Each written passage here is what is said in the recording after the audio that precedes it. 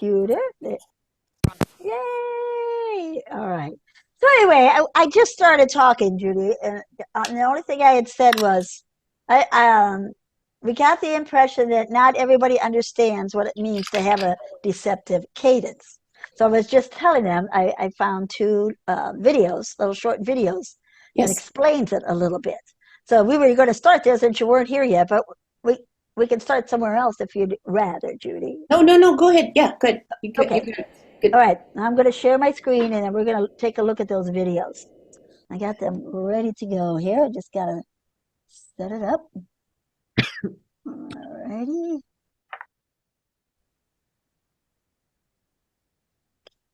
Let me see now. Let's get to the right page. There it is. So, fix this a little bit.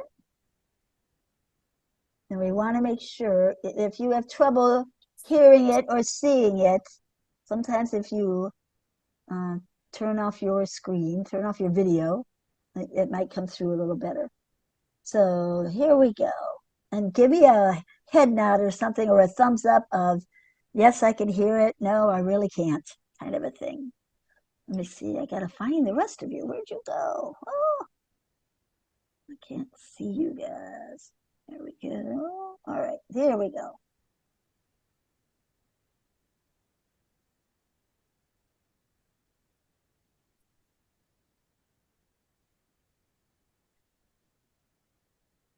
Oh, there we go.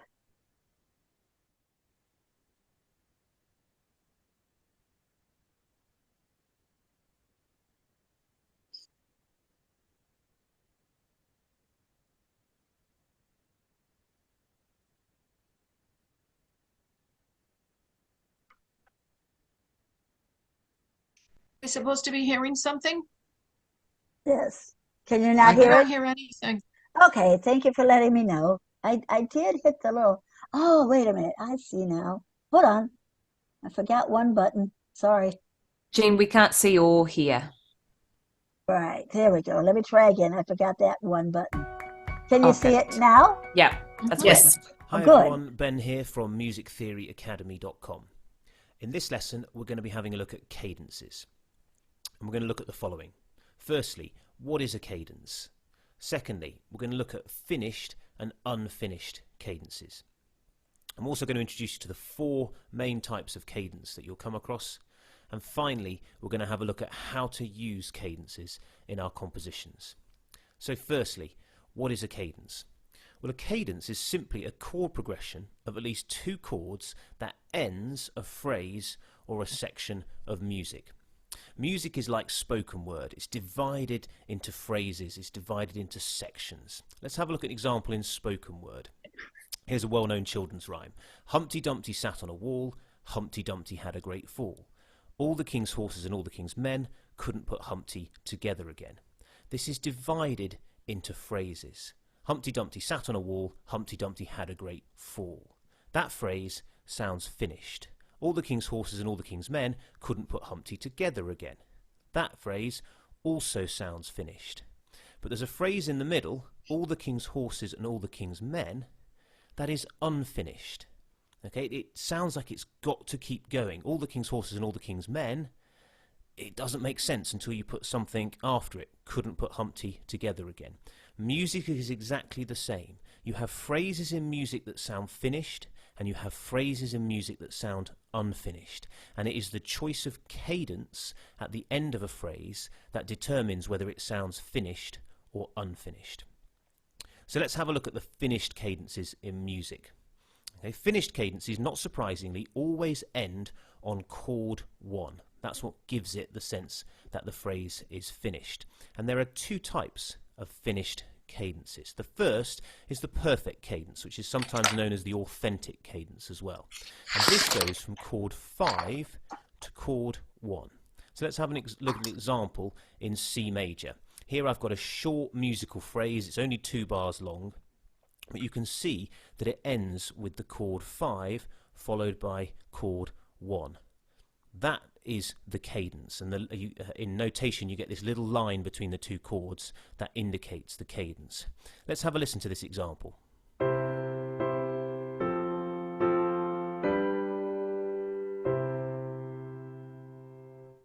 You can hear clearly how the cadence and the movement from 5 to 1 gives this definite sense that it is finished. Let's have a listen to the example again, but this time in C minor.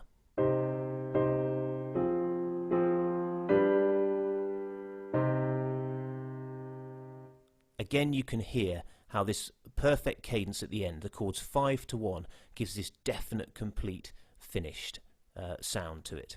So that's the first finished cadence. The second finished cadence is called the plagal cadence. Now this goes from chord 4 to chord 1. This again sounds finished, but it's a gentler finish than the perfect cadence. It's sometimes called the Amen cadence because it's often used in very traditional hymns to sing Amen at the end of the hymn.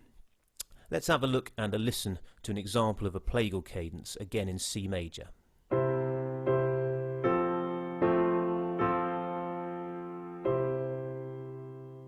You can hear how it sounds finished, but it's a gentler finish than the perfect cadence. Let's have a listen to it this time in C minor.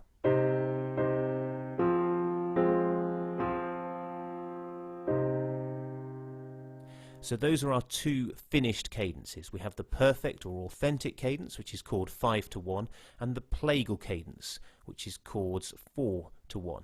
So what about the unfinished cadences? Well, not surprisingly, these never end on chord 1, because if they did end on chord 1, they would sound finished. Again, we've got two types of unfinished cadence. You've got the imperfect cadence, which is sometimes known as the half cadence. Now, this ends on chord 5, but it can be chord 1 to 5, chord 2 to 5, or chord 4 to 5. You've got three different options of how to approach the cadence. Here's an example in C major. I've used chord 1 before chord 5. Listen to how this sounds unfinished.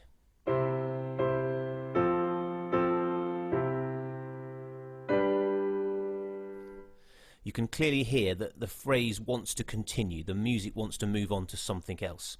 Let's have a listen to the example, this time in C minor.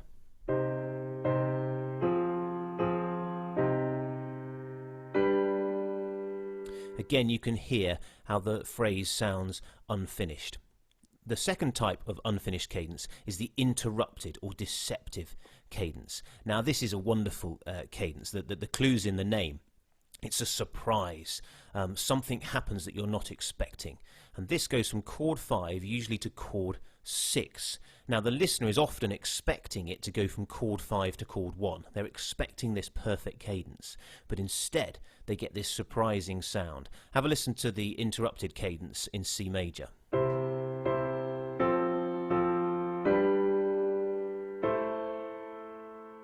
You can hear how the music sounds as though it's going to go back to chord 1, but it doesn't. In comes this chord 6 instead. Have a listen to it in the minor key.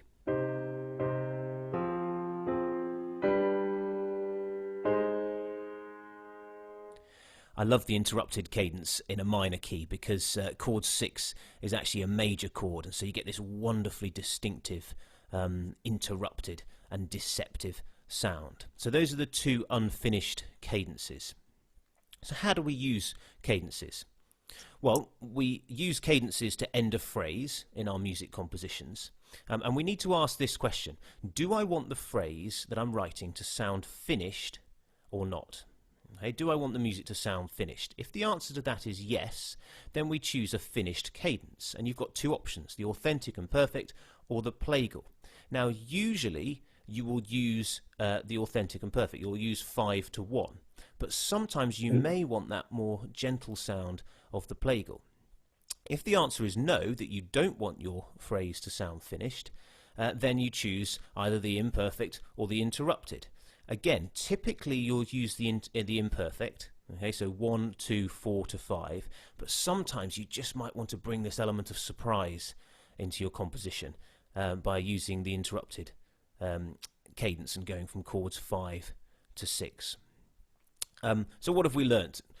Well, we've learnt what is a cadence. Cadence is a series of at least 2 chords that ends a musical phrase.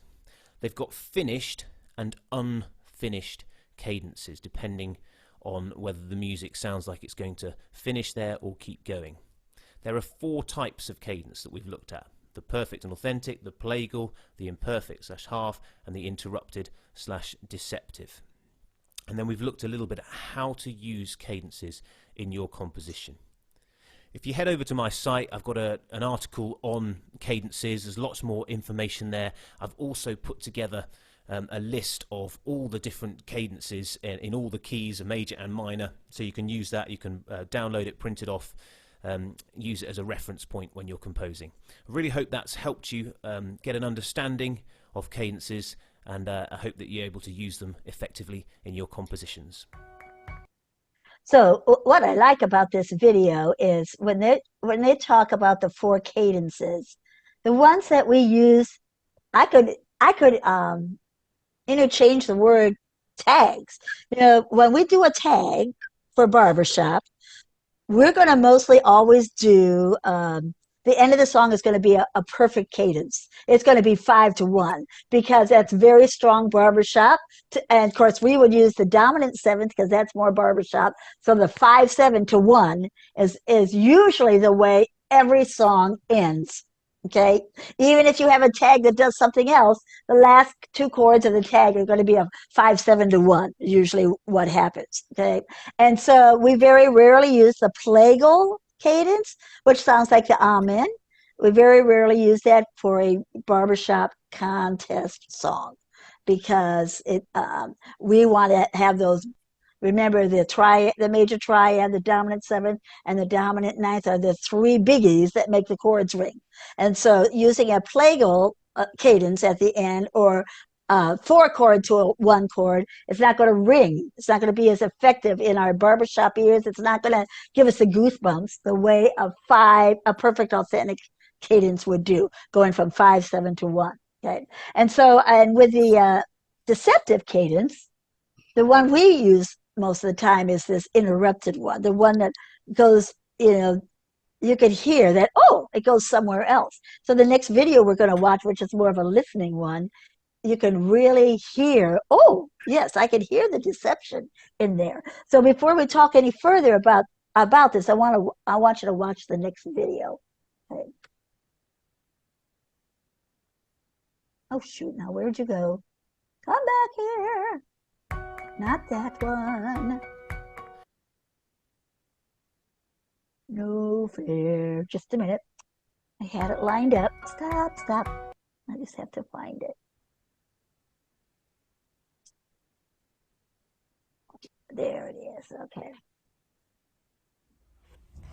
We're going to have a look at cadences, and we're going to use the tune of Twinkle Twinkle Little Star. This is mostly for listening than seeing it this time. Yeah. To talk about what all the different cadences are. So first of all, we're just going to look at the perfect cadence. A perfect cadence is one that sounds complete at the end, and it usually goes from chord 5 to chord 1, and it sounds as if it is complete. It doesn't need to have anything else afterwards for it to sound resolved. Okay, so let's listen to that.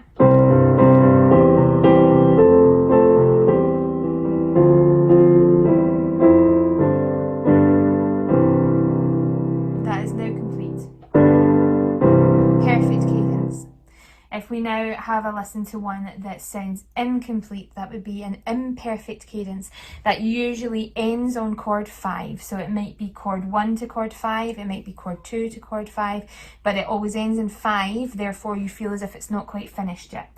So that would be something like, it would maybe go like that, and it's not quite done yet. So that's chord 1 to chord 5. So let's try that, and we'll just change the ending to have an imperfect cadence.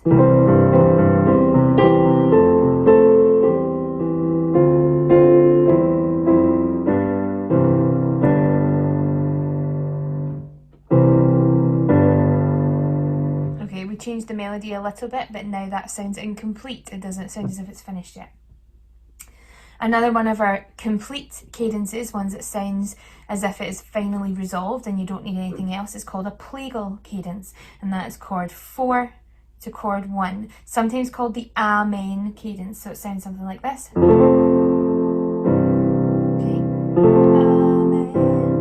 Amen. So that's chord 4 to chord 1. So let's end our phrase of Twinkle Twinkle Little Star with a plagal cadence this time.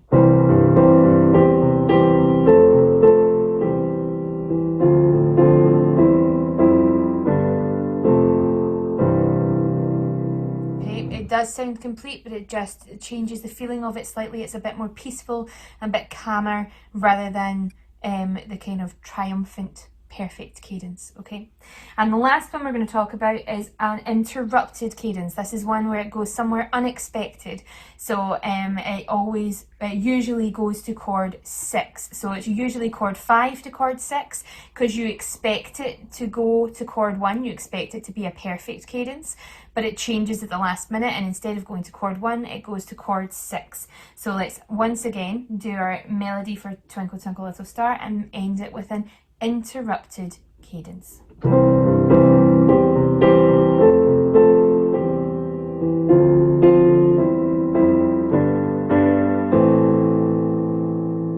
That definitely sounds unexpected and it sounds incomplete. You want it to continue and resolve with that either perfect or plagal cadence at the end. So simple, yeah. Okay. So anyway, I wanted to, oh, shoot. But You're supposed to stop. There we go. Sorry about that. Okay, let's get back over to here. Okay, there we go. So, I don't know if that, then what I wanted to do is take what we just watched and listened to and apply it to our barbershop tags. And like I said, we usually do the 5-7 to 1 is the way our songs end. Okay. And oh, thank you, Emily, for putting that in there in the chat, how you could go back and watch All the, their stuff, really good. Yeah. yeah, really good to go back and watch and listen. And easy to understand. That's what I liked about that video. That it's very simple to understand. And so one of the things I'm trying to do is get you to develop your ear. And so you have to kind of know what it sounds like. And you know, we're all experienced arrangers, and so I think you're probably already pretty good with that. Did anybody have trouble hearing the finality of an authentic cadence or a perfect cadence that went from the 5 chord to the 1 chord? That's pretty easy to hear, yeah. And so so if you decide to use a plagal cadence, at the end of your tag, let's say, or the end of the song, which is the 4 chord to the 1 chord, that's not going to score as well in our competitions because it doesn't. You know, we're looking for the barbershop stuff, and that's why the 5-7, the dominant 7th, the barbershop 7th to the 1 chord is much stronger, a stronger way to end it. And then the deceptive one is a really cool thing to use when you want to continue. You could take, there are 2 kinds of tags. I'm probably repeating some of the stuff that Judy taught you because I wasn't there when she taught the tag class about how some tags you could end the song and then add the tag after that, or you could use the last measure or 2 of the ending of the chorus to transition into the tag, and that's why you might use a deceptive chord to make that happen. So what I want to do now is Judy has 2 tags that we're going to listen to, watch and listen, and I want you to listen to it and see if you can tell whether it's is it a deceptive tag? Is when it goes from the end of the chorus into the tag, what do you hear happening? Okay, so I'm going to share my screen to do that part.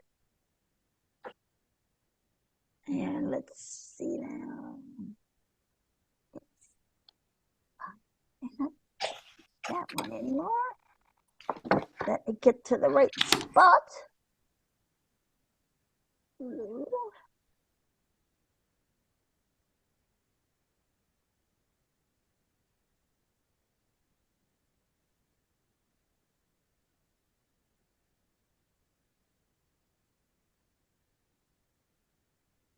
Are we supposed to be hearing something?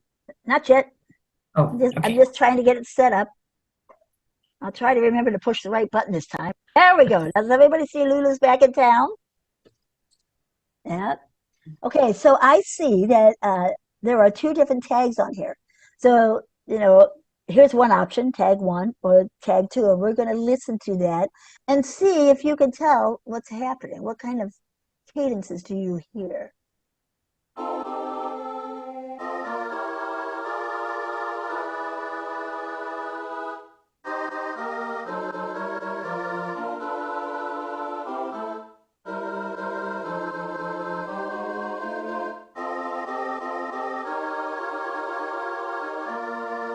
All right, here's the next tag.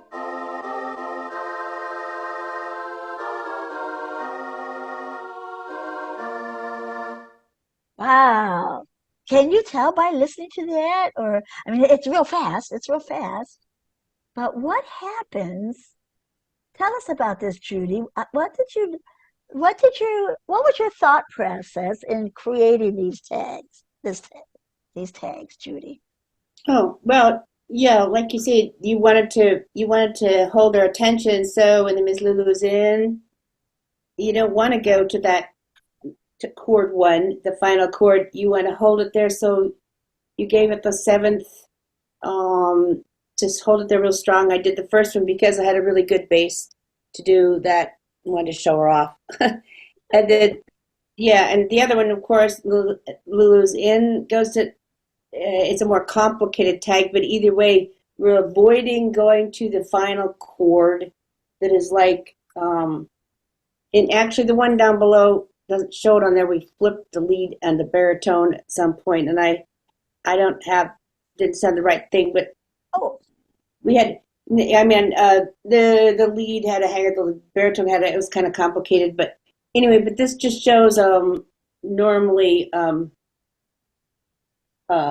Yeah, the top one is just a perfect. Oh, I wanted to go up to the top if you would a minute, Jean, because I realized that if you look at this to Steve Major 56,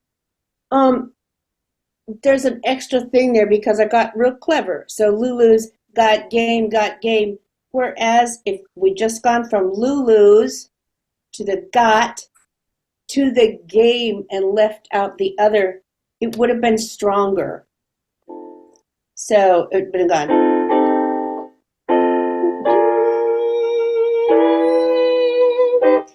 That's all deceptive in there, but that got game seemed like a good thing to do, but actually got game would have been stronger without that first thing, because you see I went to the 1 chord and then changed my mind. Do you see what I mean? How this 1 chord, I think it's a good example of I didn't even notice the tool working on this. I'm like going, yeah, should have done that. But game, go right for that instead of game. So you just had to add what you didn't need to add. Do you understand what I'm saying? Not really. Okay, if you just look up there and you take out, you got Lulu, and you've got this nice 7th, and then you go right to measure 57, got game. So that it goes right to the, see, and the first game goes to chord 1, and that's what we don't want to do, right? Right. Now, I did it on that one because I wanted to make them think. I did in the thing, it was like, say hello to Dolly, say hello Dolly, something name. Millie is thoroughly modern, but Lulu's got game. And I kind of wanted to do it so then we would fool them and go, got game. But it would have been better without going to the 1. For all of our purposes, stronger to just go for that deceptive. And, I ended it and then I unended it. Do you see what I'm saying? So what is the 6th chord in this key?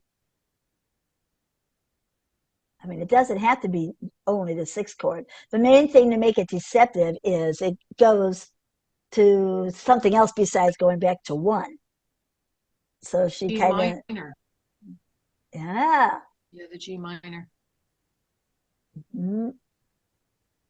So that would have made it go, oh. Mhm. Yeah, I thought that was the only thing interesting about what he was talking. It was a really interesting video, Gene. But I think that our choices are more than a six chord. Yes. Usually, Oftentimes, like the y- one down there in tag one, yeah. goes right to the barbershop seventh. It's more like what we do. Yeah, Yes. yes. Yeah. Mhm. Yeah. That one does a different variety. Yeah. What is that chord? So what are you where are you talking about right now? Are you talking about the second tag? First tag? I'm just looking at what the chord is, which would be like, Right here? yeah, the town. Mm-hmm. So the B flat seven. Yeah, B flat. Yeah, it's just a revoiced B flat seven, isn't it? Yeah, Mm-hmm. with the bass in there. So she went to B flat seven, but then she did some other stuff before she went back to the regular B flat chord. Hmm. So so can you play that tag right there for us, Judy? Hmm. That one again, the second one.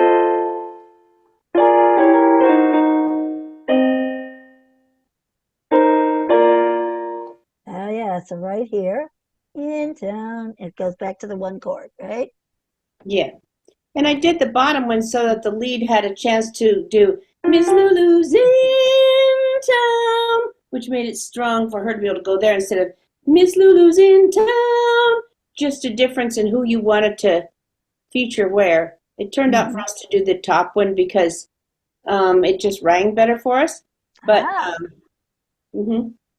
Mhm. But we can play. That's another thing you can do when you get to the tag.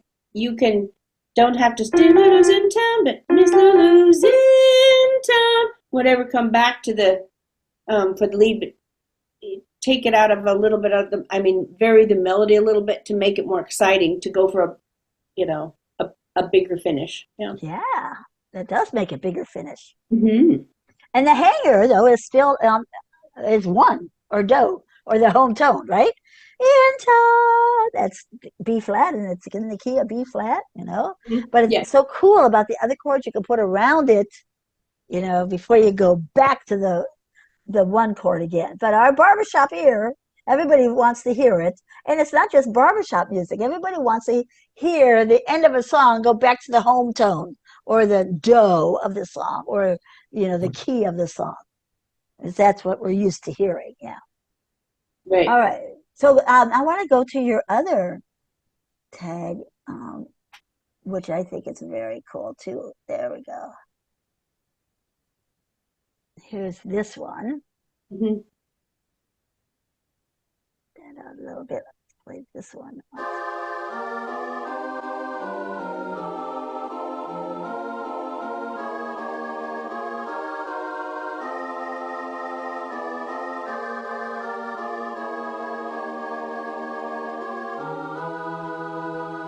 I like that one.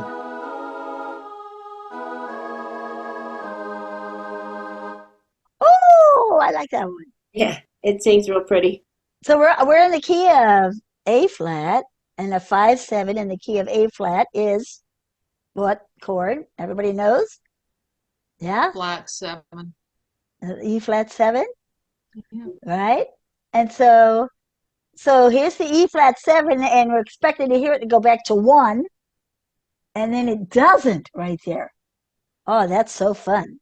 I'm gonna play that again. I think I'll start like right here.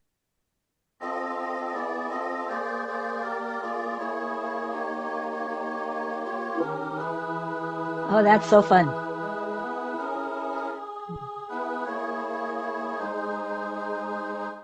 Yeah, so this one could it could do that or what it did. All right.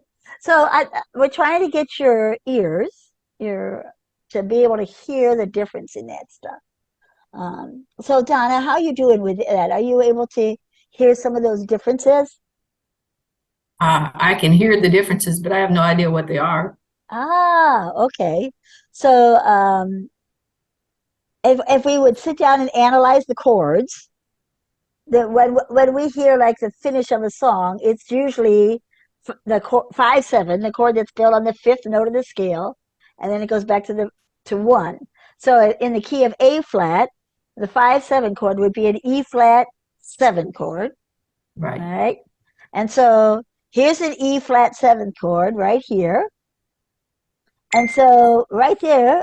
Oh, I'm just from listening, I'm going to expect the next chord to be the one chord, which is an A flat chord. But it, but it, That's but what you it, think you're going to hear. yeah, do that again, Judy. I'm sorry.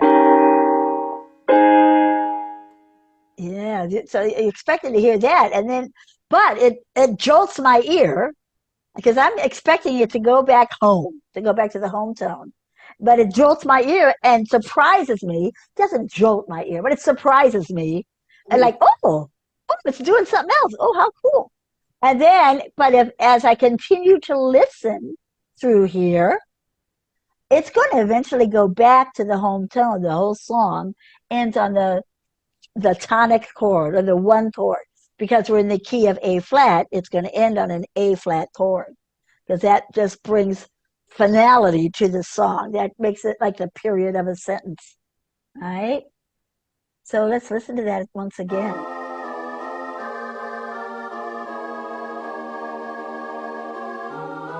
Oh,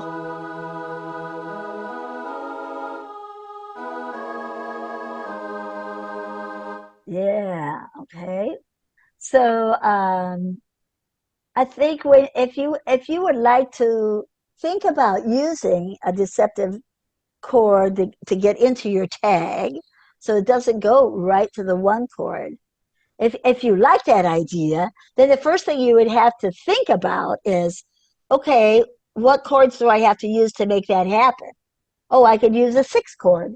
A six going from 5/7 to a six chord, which means it's built on the sixth note of the scale, is something we use in barbershop tags a lot. Okay, so if you're thinking in your brain, gee, I want to try a deceptive cadence, where do I start? How do I know how to do it? Well, that's what I would do. I would find the 5/7 chord of whatever key you're in. In this case, we're in the key of A flat, so the 5/7 chord is an E flat 7. And then I'll go to a deceptive chord of it. I'll go to a sixth chord, which would be built on the F of the scale, the F note of the scale, the sixth tone of the scale. And then weave your way around and you can hear it, go back home, back to one. I don't know. Did that explanation help at all, Donna, or not really? I guess so, yes. Uh, I'll be glad to work with this with you. It's very confusing. Yeah, I get that. We're just trying to think of different ways of how to approach a tag besides going Okay, right. measure 52. What is that chord? Okay, let's see. Measure 52. What is that chord? Who knows the answer? It's a flat 7, right? Well, it's a, yeah. F flat. Yeah, it's an, and no, It's not a 7. it's an No. F flat triad, basically. Right. You don't have to go from a 7 chord to a 7 chord. Like it's the 5/7. The last chord of measure 51 is the 5/7, and you just want to lead into some kind of a sixth chord. It doesn't have to be a 6/7 chord. It doesn't have to be a dominant seventh chord. This has to be Okay, so this is built. a flat 6 chord. And so Yes. that's okay. Okay, well, that was Yes. mostly what was confusing me. I thought that's not even a chord. That's not in the scale. Yeah. Yeah. There you go. Okay. Yeah. I think that it's like Gene says, it surprises you. What makes it work is because the bass is going to bring us back. Because that's really the chord. So it's kind of it's not a usual kind of a thing, I guess, just showing you that it's different than you may have heard some places. It's unusual, but it's It's cool. Oh, It sings yeah. well. But when the bass is "I love you so," because they're singing all the notes in the chord, and then they Ah. change it. They change that chord so that it'll go back out again. Mhm. And you can hear this one. Sorry. I'm sorry.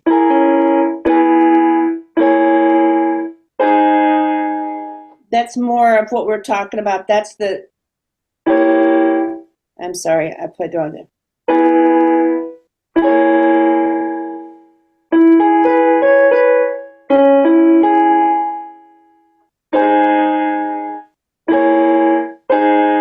Can hear that goes right into it. It just was could have done without that whole first part there, except then that wouldn't have been cool. So Yeah. Yeah. So, wow. So, anybody have any, does anyone have trouble hearing what we mean by deceptive? I mean, I think this is an important part that's going to help your tags be better. If you understand the concept, you might not be perfect at it yet, but if you understand the concept of how we can be deceptive, how we can put an element of surprise in there, or how we can make it sound, a deceptive chord is unfinished, right? It's an unfinished cadence. So it tells us, wait a minute, you thought the song was over. It's not quite over yet because now, wait till you hear this part, And then eventually it ends in a perfect cadence, the 5/7 to the 1 chord. Right? Does that make sense? Yep. I think Donna, one of the things that when I just said it finished it, that if we hadn't taken the bass down there, it would have gone. Oh, sorry, it's too loud. See, wait.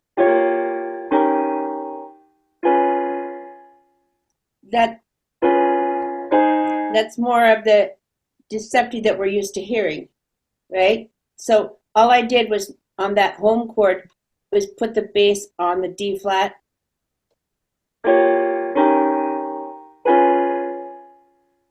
What are you talking about? Where?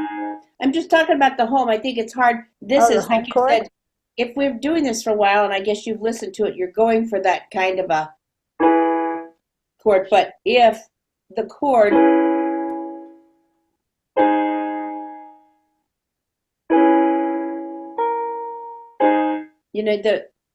those are the thoughts that you go, come back home, and that's just kind of making it longer, making it more suspenseful, more soulful, I guess, was to double that F flat. But when it gets up to that D flat chord in 54, you can hear that chord. That sounds like a chord where, right? Yeah. That Yeah. finishes the chord. That's the chord we're used to hearing. Yeah. We're used to hearing those kinds of things. And so you would have to have a place to do that doesn't work unless it comes back into that D flat. It's a little complicated. We just kind of did it to show you just a little kind of a far out kind of a um, uh, just another way of doing things. But there are all kinds of places that, as she says, the deceptive thing that gets to these.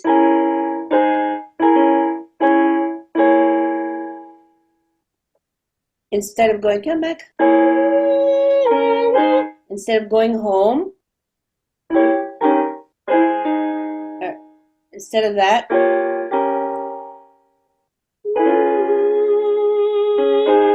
just something that doesn't take you to chord one, right?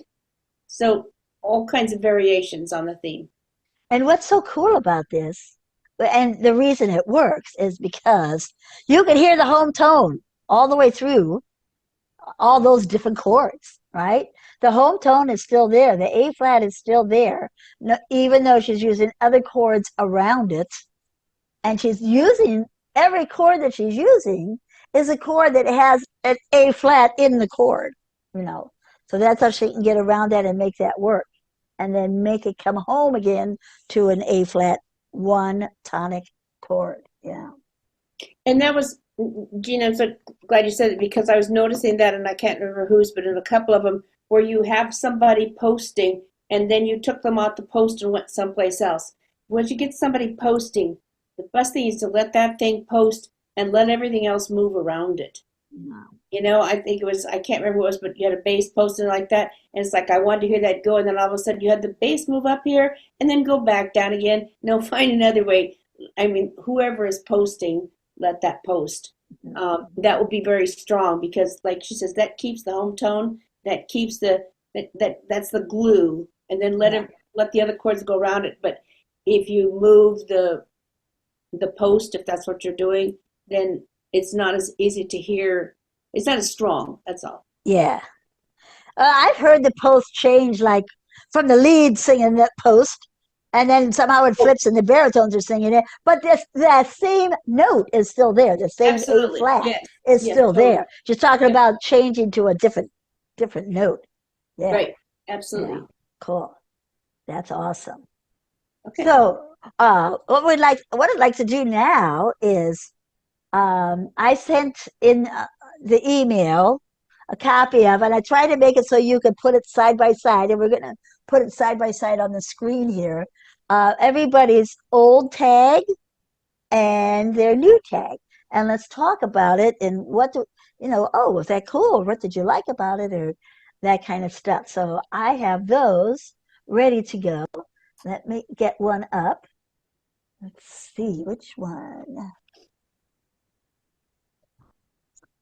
To, Jean, yes. how or would you even the use of the deceptive cadence, Uh-huh. is that how would you differentiate this from a turnaround? Hmm. Or would you say a deceptive cadence is used to create a turnaround? Could that be true? Oh, that could be. I know there's a turnaround is a term, but I've Uh-huh. never used it in that wording. So I'm not good at explaining turnarounds. Can you do that, Judy? What a turnaround I'm trying is? to think of where is it? I'm trying to think of a good example of one, and if we had one and something, something doesn't come right to me. But I could see it being used for a turnaround. Do you You have know. one in mind, Elizabeth, that you were thinking of? Not off the top of my head, but in the arranger manual that the SAI puts out, I recall that there's a passage where they talk about a turnaround. Ah. And I know in the playing of pop music, like on the worship team, they talk about doing a turnaround. Uh-huh. And I'm always so confused. Yeah. A turnaround is taking a note that's there, playing some other chords, and coming back to that original chord, right? Is that what that is? Well, it's kind of like it's like repeating the last four measures, but it's the method Uh, from which you get from the end of the song uh-huh. back to those four, back Ah. four measures. Uh-huh. It's just, yeah, repeating that ending. Yeah. Oh, Emily, okay, do you know how to explain a turnaround? Yeah, my understanding is that generally the term is used to indicate a transition from getting to one section of the song to another. So Mm-hmm. although you might use some interesting chords in order to do that, it's different conceptually from what we're talking about here, because this is just a device that's used to confuse the ear momentarily rather than a device that's used as a deliberate transition to get you from one part of the song to the next. there I you go. understand that. I think that's the core aspect of a turnaround. And it's not usually not very long, like even like 2 measures, right? Right. Yeah, it's not very long, like a little bridge or something. Yeah. It's just a transition device. So Jean, can we look at that voicing for just a minute? Of which one? The Oh, yeah, the voicing one. Okay. Yeah, the voicing one. I want to just before we looked at these, I wanted to say a little bit about voicing it's sometimes we forget where the best singing is, where we can ring the chords the most. So it's all right occasionally to stretch that range for any of the parts, but particularly I've noticed with the tenor, with the bass sometimes. So if you get down here, for instance, to You go up a little bit on it. Okay, there you go. So that whereas the particularly this tenor from the A flat, that's the best singing range for a tenor. They can go below it and they can go above it for a note or two. But if we keep them in the best singing range there, that they're not stretching anything, that will be preferable. It'll be the best choices. And the same with the bass. If we get the bass too high for too long, they're out of their tessitura. And if you get the too low, then as we've already talked about, sometimes we do D flats and things like that. But if it's a momentary thing, but I think can go up a little higher there, particularly the no, the other way. I'm sorry. There you go. I put them on here as an ideal, and there are different charts. I think I have 5 different voice range charts, but I just chose this one because it gave this, and then just wrote in those things that even though as it shows a lead, yes, will go a C sharp or a D can do that too. But if we're going to give them really a lot of the heart of the range is the places in the red. And you get much higher than that, and the same for the basses. You can get them up to F and to G, maybe for a moment or something like that. But some of these things are too long in those places for them to really sing well, particularly with the tenors. We're spending a lot of time with the tenors out of a tenor sings. It's kind of a breaky thing, and pretty soon we don't have a tenor quality anymore in the tenor voice if we get much below that. So again, occasionally, once in a while, but not as it says up there, singers that aren't comfortable at the extremes of their ranges for a long period of time. Now, we can have people, yeah. Sorry. This is especially going to be true for C-level groups. You know, that's even more difficult for C-level groups. And according to, from what I've been reading about the evaluation, they're looking for you doing something, arranging something, turning in an arrangement for a C-level group. So your wild tags that stretch way far out of the range is not going to score as well on your evaluation for this final thing you have to do, because right away that would be out of most comfort zones of C-level groups. So it's a good idea to try to stay in the range here. Yeah. And you can have it at the end. You can like pop a note, like a tenor can pop a note, G and A flat. Well, G is not a good note for any tenor, mostly. And A flat is easier to see, and so is a B flat, but not, but for them to do. And Emily, I was noticing, particularly with yours, I think you're a little used to looking at some of your mixed charts, because you have like a tenor on an A post, and on a tenor won't post an A real easily because that's not in her tessitura. That's in a lead's tessitura. So if it's just, you had great chords in there, but if once again I could hear your group, I could hear you posting that, and the rest of your group, the men, making the rest of that really pop. But for women, I just wanted to go through and say, just try it.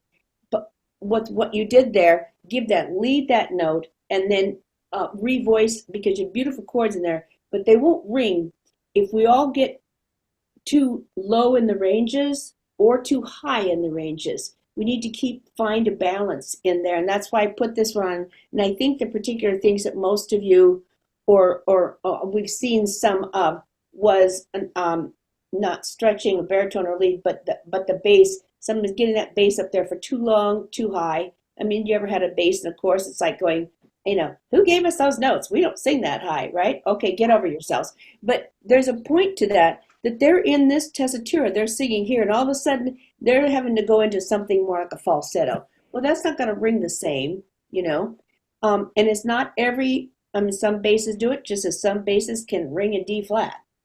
But in terms of, it's something to keep in mind, and particularly with the tenor, I see that we have the tenors doing maybe awfully high for a long time, and they're great up there for like a note or two, something like that. But I mean, in a long period, in particular when all the chords were high, that Oh, I think wait. is Yeah. something to Let's, pay attention to because of the voice leading and and keeping it in a singable thing. Once again, as Gene always says, sing the part all the way through. If it gets to the point that you aren't staying kind of in your home ground, then it's not an opportunity for as much success as if the parts are staying more at home where they need to be.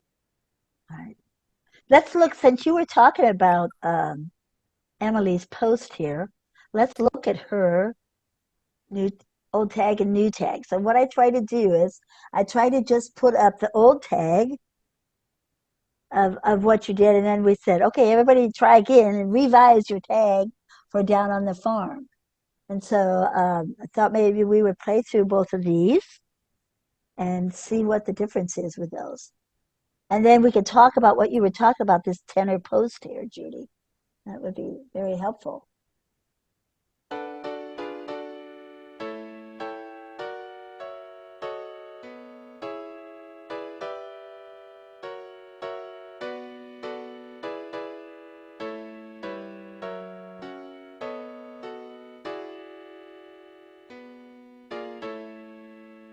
And that's her old version. Here's her new version.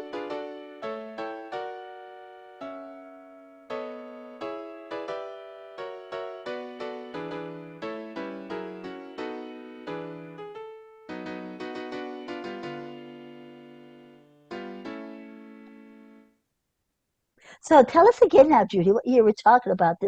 This tenor is posting the farm, right? Yeah. And So you that's want what to you were turn it. talking about. Yeah. So what I'm saying is that's a lead note. That's a lead. For most leads, that's right, and that's right in the heart of their lead. That's not that a tenor can't sing it, but will it be a strong note for a tenor? And then you've got everything is voiced low. Whereas, and when I did it myself, playing what you had, and I just did I played like that.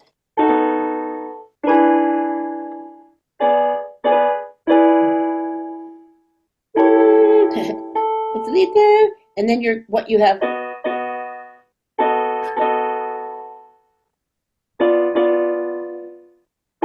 No, I didn't play. I'm not playing those notes. But anyway, I played with it a little bit and took your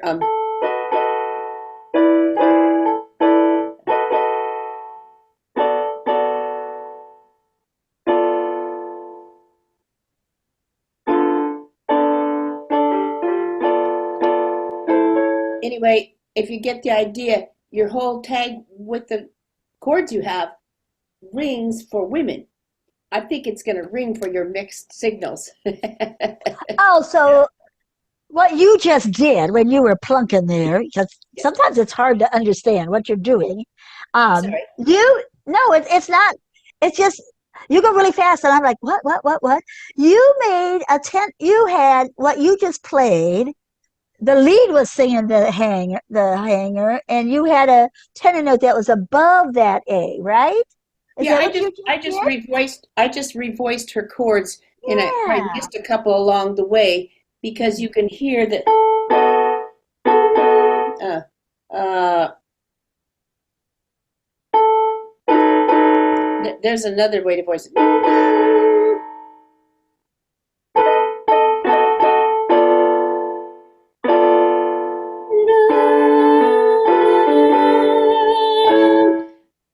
It just it will ring if you just revoiced it for women.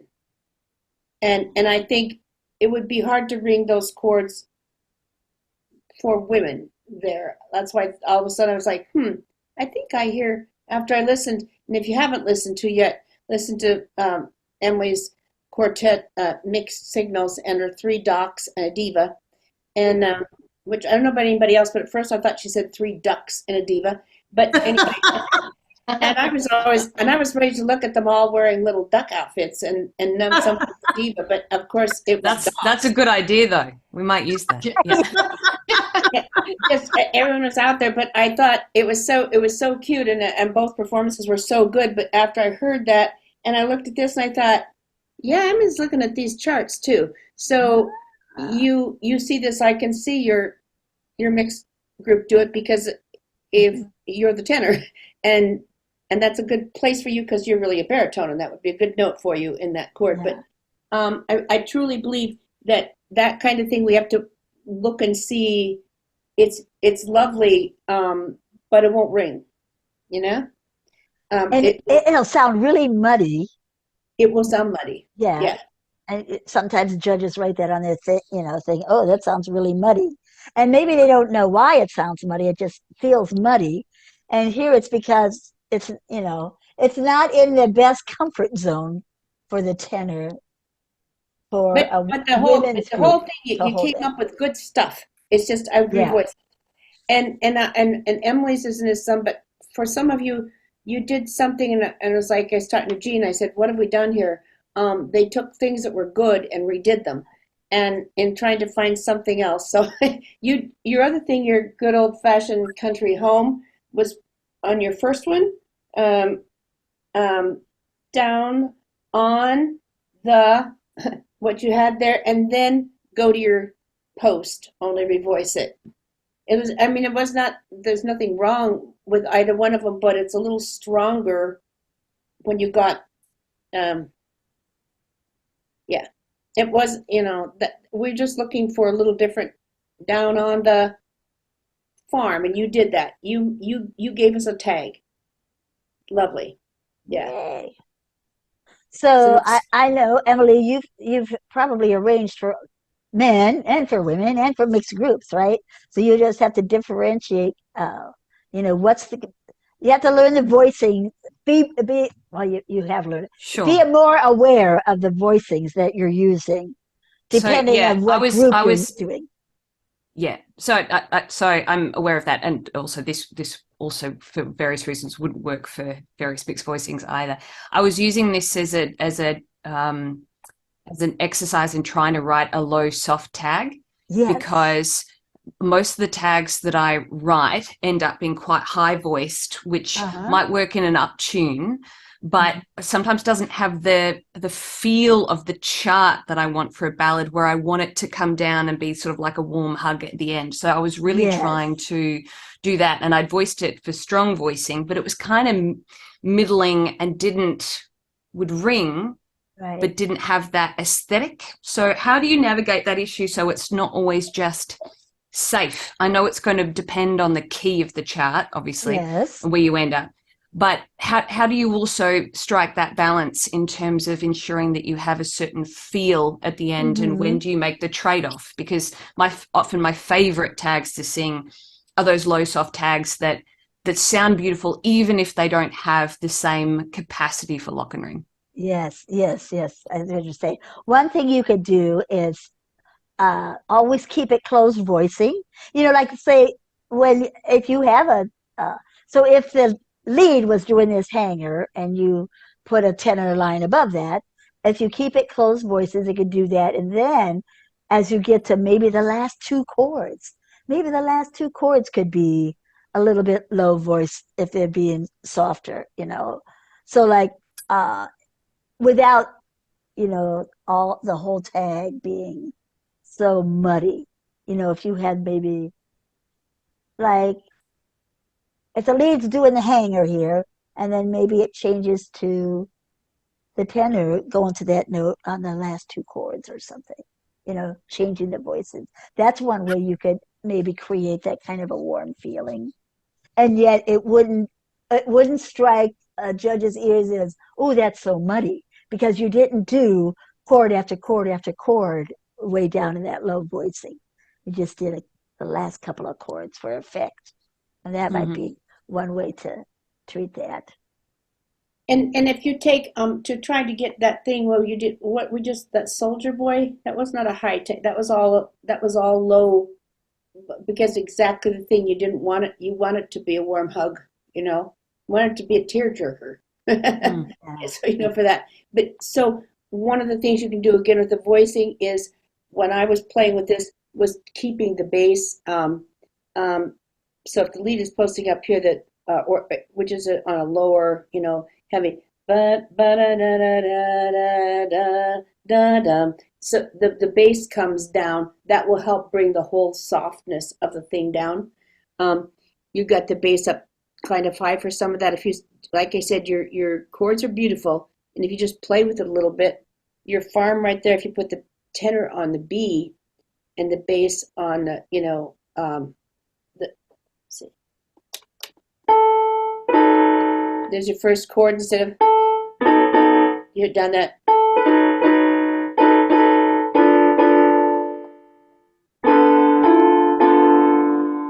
And maybe for a moment the tenor is up there. But I think you still have an opportunity to do that. But in general, if the tenor's on an A and everything is below it, it's going to have a hard time in general. And not that this couldn't work, and if you say your group wouldn't do it, I just thought in my head I was like going, oh, well, barbershoppers can probably do that, but of course you would take them lower too. But Right. it's just a thought for everybody that in most cases you wouldn't want to give, keeping in mind what the best singing ranges are, and that is not to post for a long time for like a tenor note. With that as well, that when, on balance, when is acceptable, not acceptable to have intervals over a tenth in a tag, Over. particularly for a soft tag? Like, is it ever? Oh, it's really hard to make a chord that's very open and Didn't we more than a tenth. It's hard to make that be soft. It's hard to. That was one of the reasons I switched the tenor to the post, because I really wanted the bass in that low D, and so it was, if I had lead on it, you're going to end up with a more spaced chord.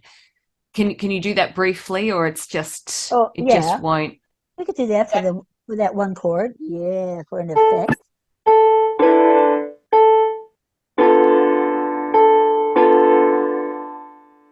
Yeah, you could,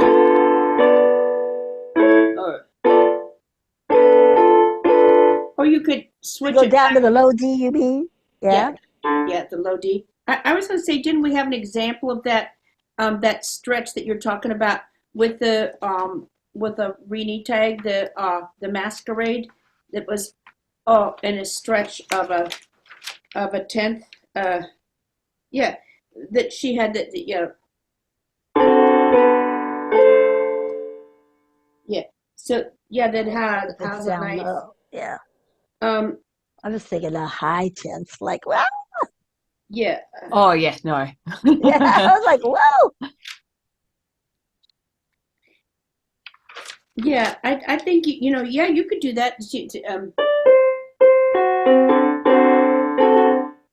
That is not. Yeah, you could do the tenth. You just don't want to have the whole chord start here and go down. Yeah. You know what I'm saying? Just easier transition to it. Yeah. Needs to have the ring. Here's something, ladies. If we're going like that last chord, if this chord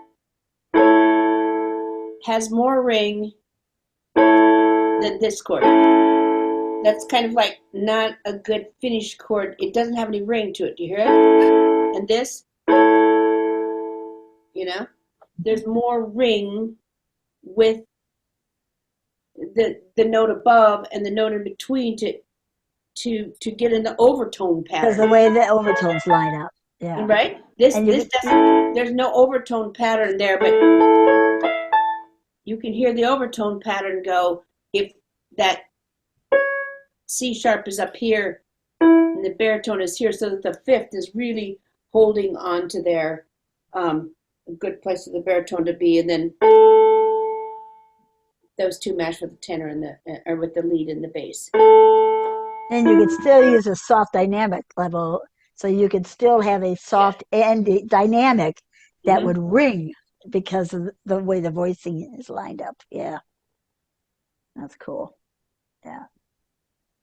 So just to go back to that interval issue for a moment, if it's brief and the transition into the chord is better voicing, C-level groups could navigate a brief more than a tenth interval if it's used for effects.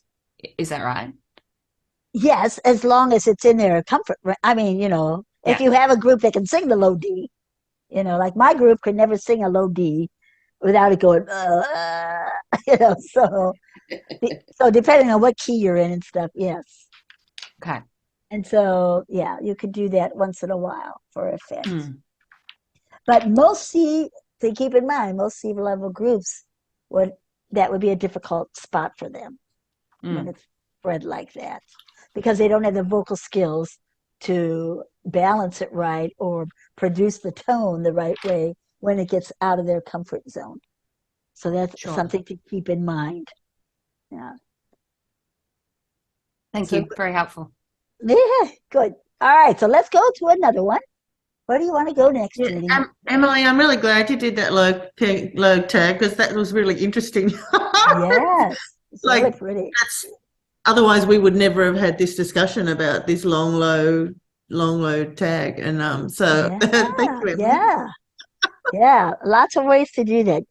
You're on the right path. You just have to make sure it's the strong voicings for women, for the barbershop women singing. Yeah. So that's cool. All right. Am I Yes. correctly understanding that in this discussion, we've been told that spreads beyond a tenth are very hard for C-level groups?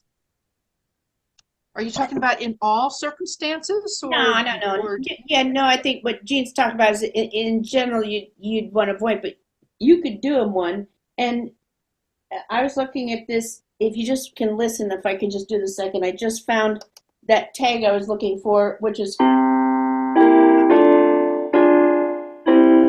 think that's the Bev Sellers tag on the Masquerade. And if you listen again,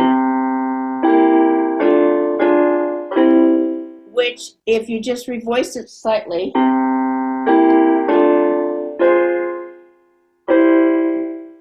is still a haunting tag, but it's within the singer's ability.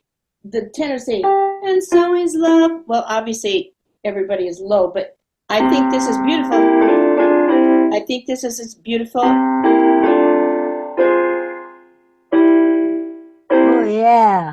Yeah. I think opening that up so we can hear a ring in the chord, there's, obviously it can be beautifully done, but in general, if you're doing particularly for your scholarship, I wouldn't put a tag down there. It's a nice bunch of chords. I'd open it up at the very last. Plus, it has a nice bit. Yes. It has a chance for this two, and there's a 2 octave. Yeah. Which you normally wouldn't do to your question, Donna, but in that case, that can work nicely. See what I mean?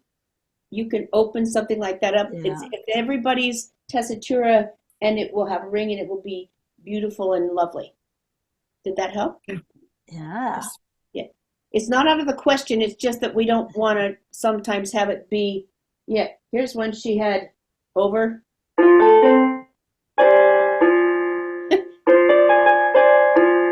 Now that's a problem child. Yeah. That's also a problem child. Yeah. So anyway, okay. Nice. Really good questions. Well done, Emily. Yes. All right.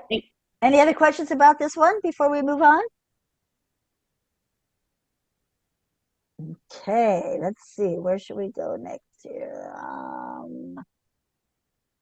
I'm just going down the list here. Well, while she's going down the list, let me just say I kept making notes all the way through.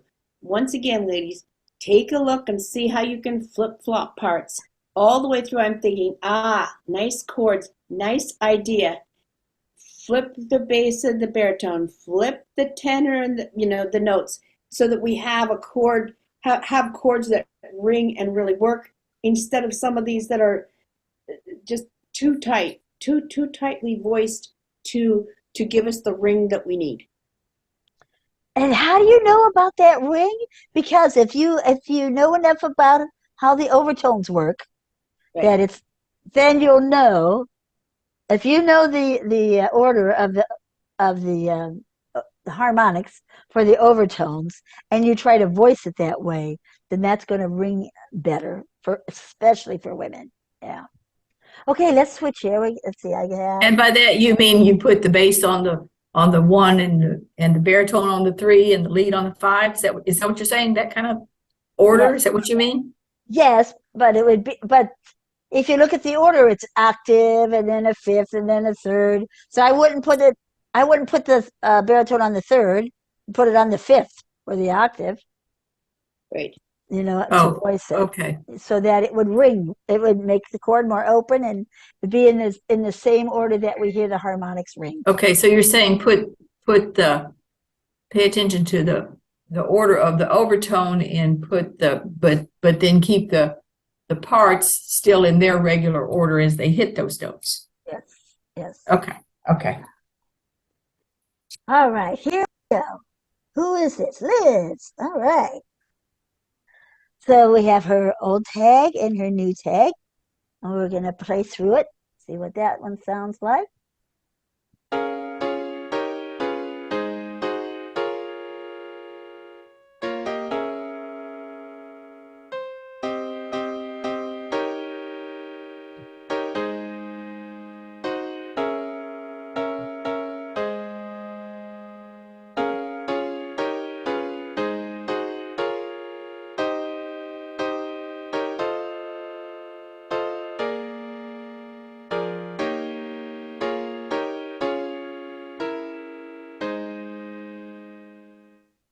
Ha-ha! Nice.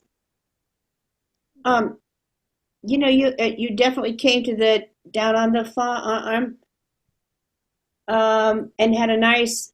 I don't know if it's necessarily what I call it deceptive, but a nice. What do we call that kind of a take? Oh, Yeah, that's deceptive. yeah. Yes. This right here is good, yeah. Yeah. It was just a different with the D flat chord in there after that E flat. I like it. Your first one over here, Liz. Yeah, I went to Yeah, I remember we talked about this one. Yeah, that's right. So, yeah. I love my life. Oh, I know what it was. When we get to the down the farm at the measure 3 up there in your second one, here the new tag. Mhm.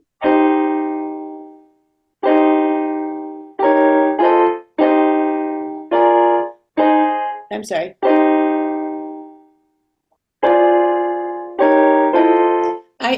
I wanted to hear another chord.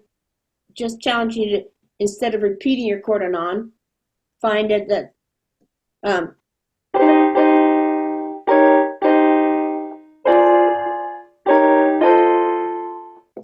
did you hear it? I just changed your on chord. Just so Still kept the melody the same. yeah, I but kept everything, change but the other just ones. I'm just Yeah. saying down on the farm that gives kind of a harmonic progression. There's nothing wrong with what you did, but just to challenge you to find another, instead of repeating a chord that down it wants to move. To me, is that my barbershop ear, Gene? Yes, I right want to on. hear I want to hear it go. Yeah, It yeah. just only slightly different. It just makes it a little richer if it has some movement there in the middle, and then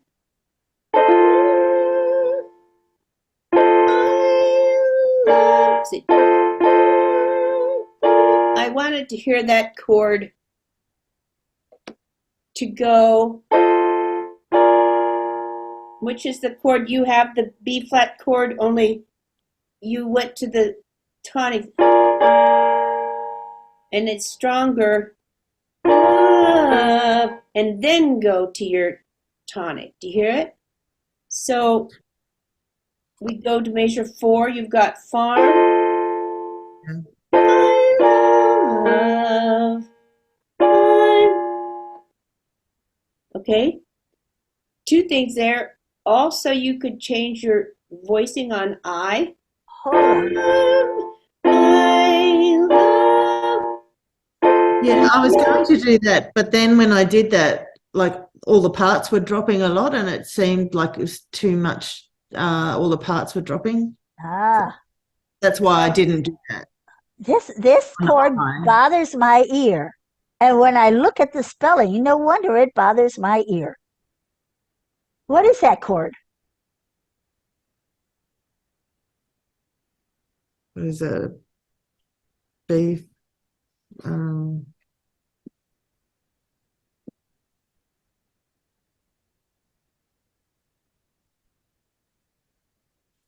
G, A, B.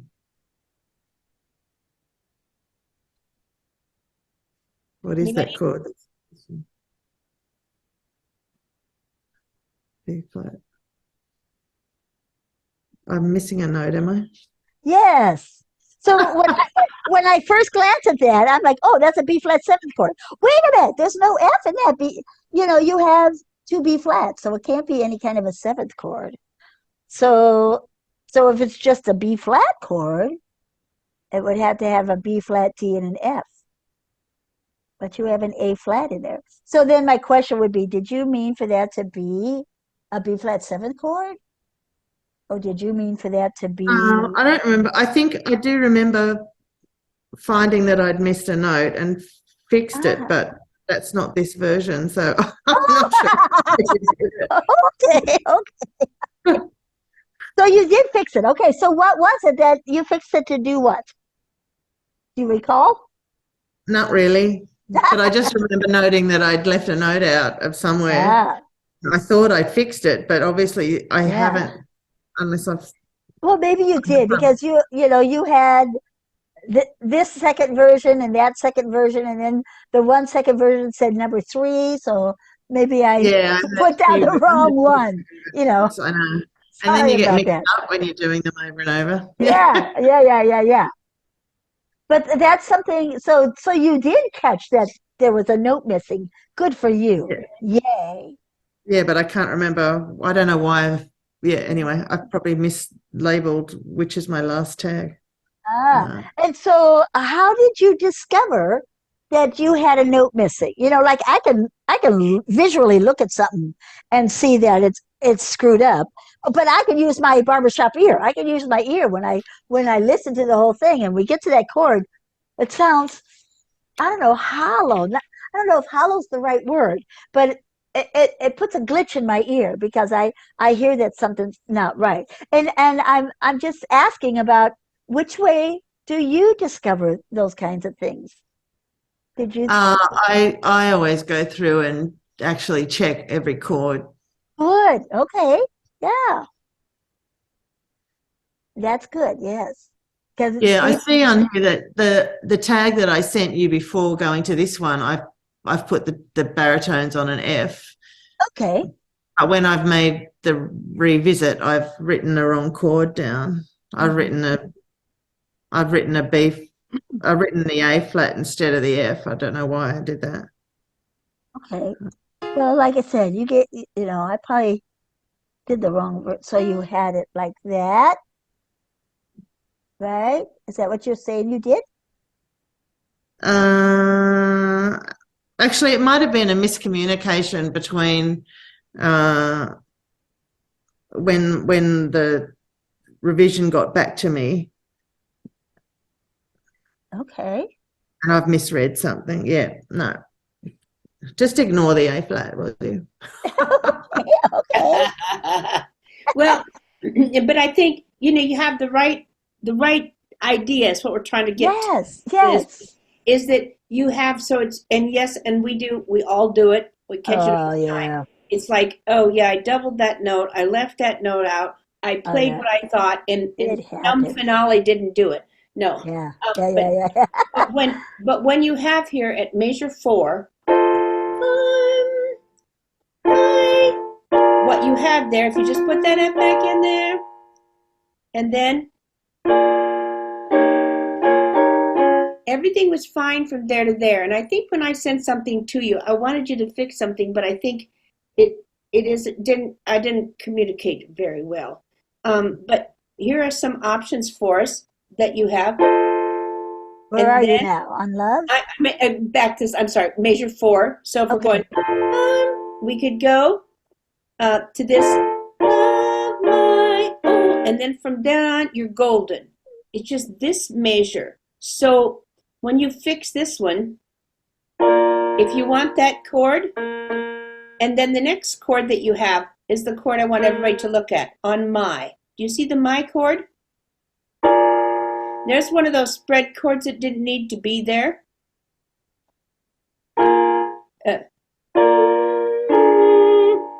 You move the D to the baritone and the B flat to the tenor, and you got the chord. Do you see? So, yeah. In other words, when you see more than an octave between the two of them, just think about flipping a couple of parts. And in this case, and it gives the tenor a better line. Love my own, instead of love my own, you know, the tenor's getting tired of singing D flat or D flat, whatever.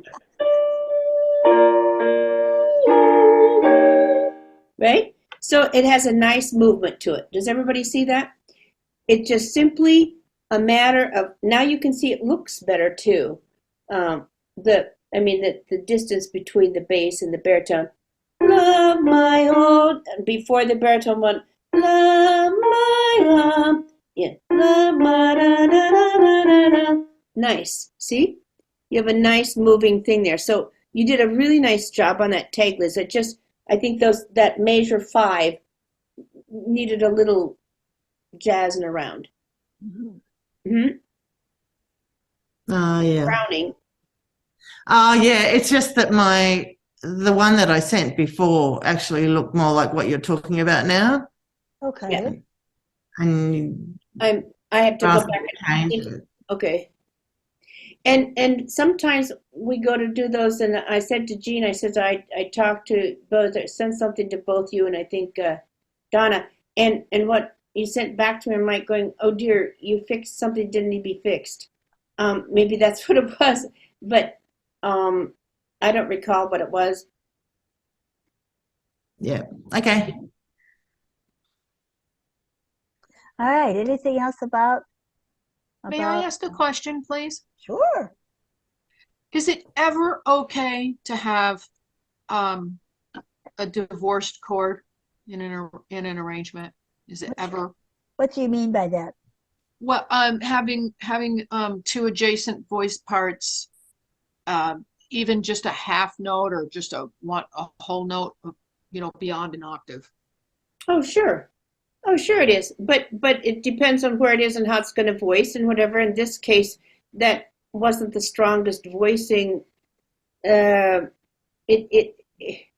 love my life. So those are the bigger. I love my life. So love my the my became a bigger chord the other way. Then it just didn't have the, I guess, the nuance to it that you might want to have. It wasn't wrong. Mm-hmm.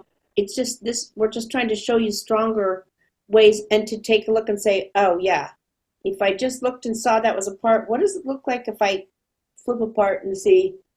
And there were other ways you could have done it too. You could have put the bass on that.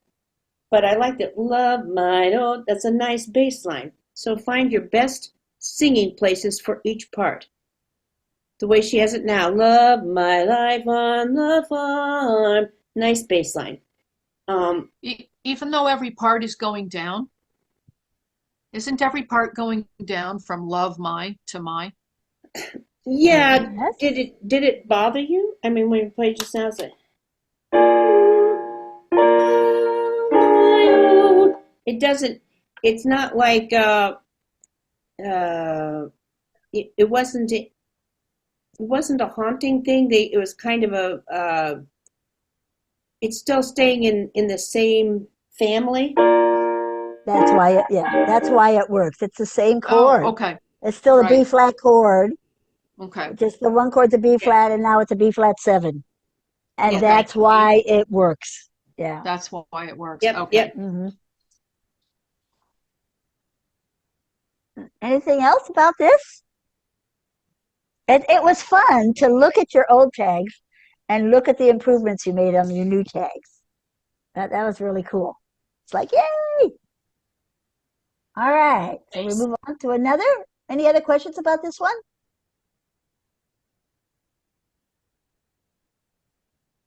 Okay, we're gonna move on. Oh, I wanted to say too, you had a nice uh, open voice measure 6 life to a closed voice to that deceptive tag. Yeah. You could even give the tenor a tiddly. Love that farm. Well, depends on if she's a diva or not, right? Okay, good job, Liz. Nice. Yeah. Okay, here we go. Oh, we have Donna. Yay! So we'll do the old way and the new way because I remember we were like, oh, it didn't feel quite finished, and she finished Oh it yeah, right. this is the one. This is the Yeah. one that. Yeah. Okay, let's see what happens here.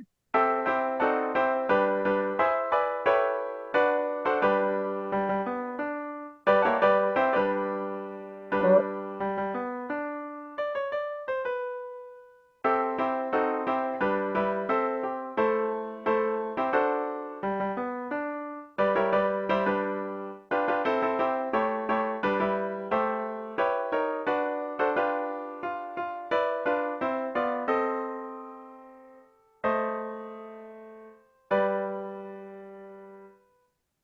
yay!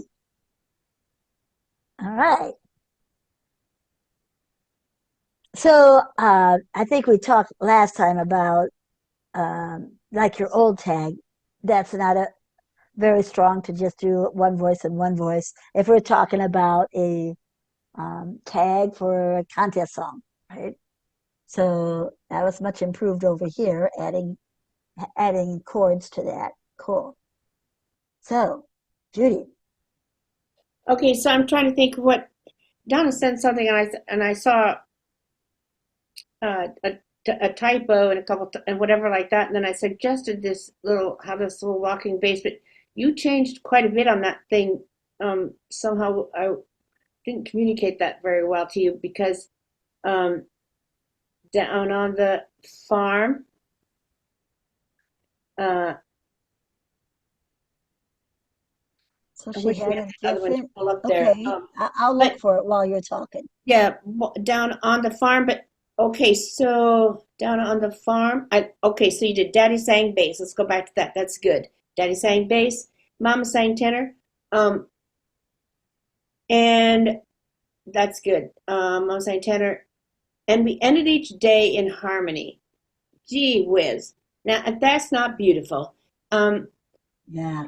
so good with words. And we ended each day in harmony down on the farm, working every day down on the farm. And this is what you didn't like being on the farm, did you, Donna? You had to dig deep to find some enjoyment because, as I recall, we couldn't hear you. You're on mute, I think.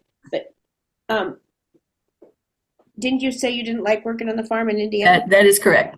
And so I think the fact that you came up with something joyful like this is really good. Yeah. But I worked hard to do that.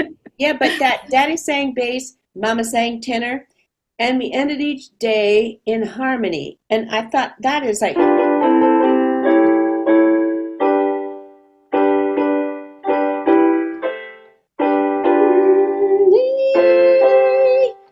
I would have liked to have seen a Yeah. different note on I would mine. want to hear that too. Yeah. You would say that again? I didn't understand.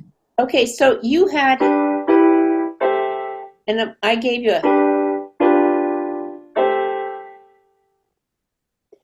in other words, the harmony bringing or Yeah. there's different choices there, but it has a nice progression. Ended all day with harmony. I think the harmony, the middle note doesn't do it justice.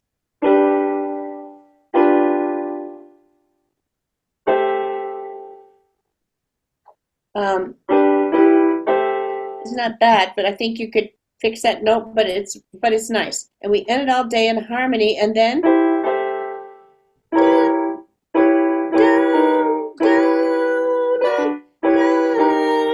oh, that's what I was going to say. ladies, there's no need to have the lead go down on the farm, down on the farm.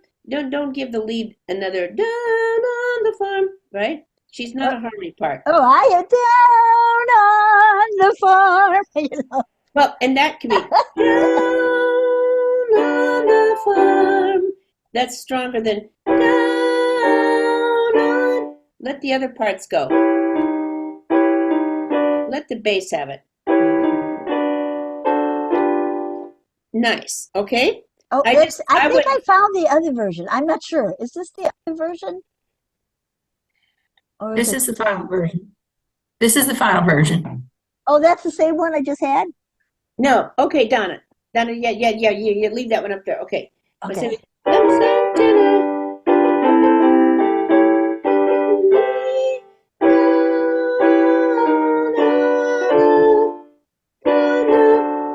Okay, you went right to that chord, and everybody measure 42. Do you see she has the seventh right there? If she left off, well, yeah.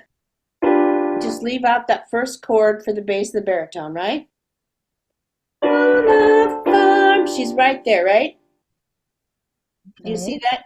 We don't need that first chord, which is what she did in the one. Now, Donna, what I want to show you.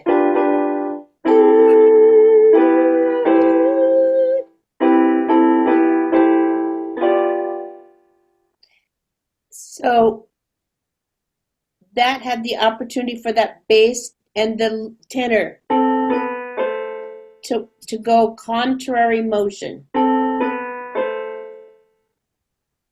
instead of. Do you see what I mean? No, I'm totally lost. I don't know what you're talking about. Okay.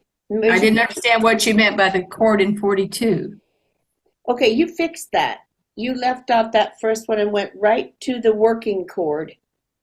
You fixed that. Down on the Okay. farm. I see what you're saying. No, this is not the final version. Okay, now I understand what you're saying. But what I want to look at is 43. You fixed 43, all different. But look at 43. You have marking. Okay, we're here on Ev. Does everybody see Ev right there? Yeah. Ev 43. And then what I was suggesting is that she leaves the baritone of the lead. So in other words, the bass and the tenor walk away from each other instead of. Do you hear that? That's what's strong. You have the makings of a really. Right? Okay. Does everybody see that? Yeah. If the baritone stays on E. On what note? On what word?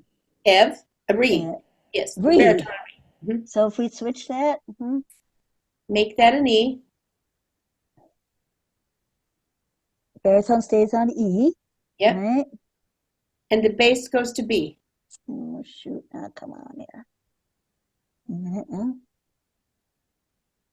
Bass goes to B.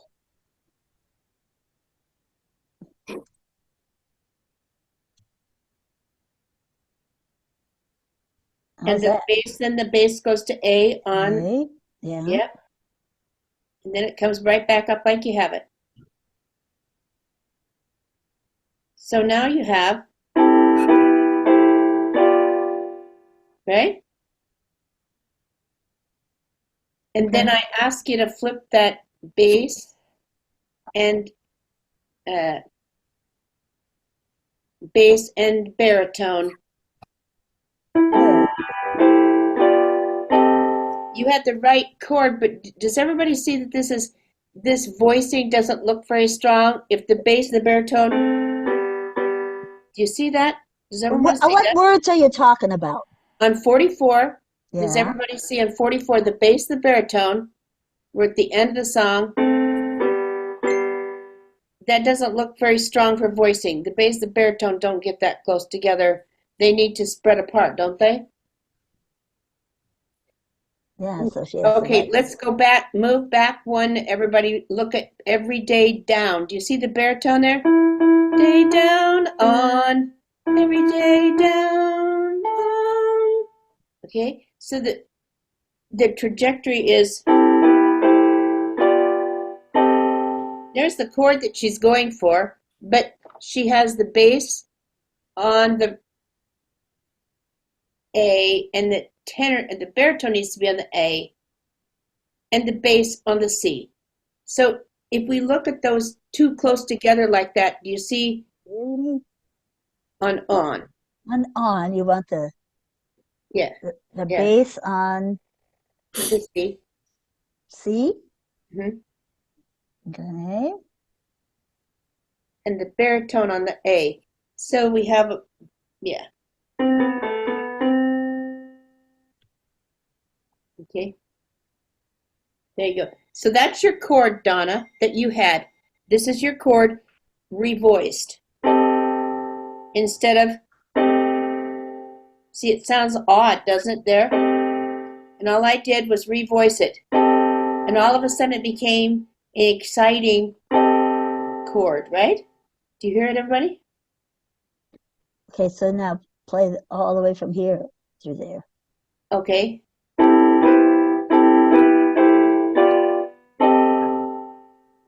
And then I would just invert the chord. Okay. Down. Yeah. Mhm. Let's see. Mhm.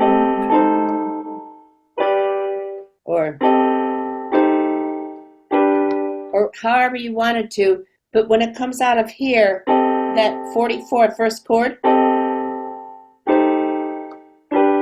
or, but, that second Do the chord, one that went down. Ba-da. That's the one it needs to be. yeah, I think so too. That's an A. Right?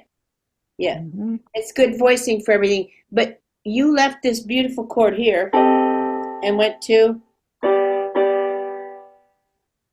it needs at least to go there. Do you hear? We need space between the baritone and the bass to get ring in the chord. You're talking about the word on? I mean, on the word the? On the. Okay, so what is the chord on So, the? yeah, where do you want those notes at? So I'm going to take, so right here in 44, everybody, what is the chord there? She has a, I guess it's a diminished chord. No, it's a C minor 7. C minor 6, 6. I mean. C minor 6. Is that what that is? Isn't that an F9? F9? Yes, Yeah, it it's could be. rootless F9, isn't it? Or a C minor 6? Yeah. I don't hear an F in it, but Right. it So wouldn't be an it could be F9 called because, either way, but yes, in this case, it's probably a C minor 6. yes. So we can play that chord. And then you what? You revoice in a C minor 6 chord for So then, yeah, we're just going to revoice it. Yeah.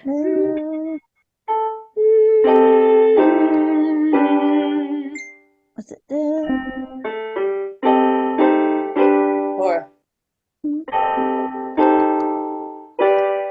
any of those combinations. But once you've come to that chord, you need to come out of the chord and then go to the tonic.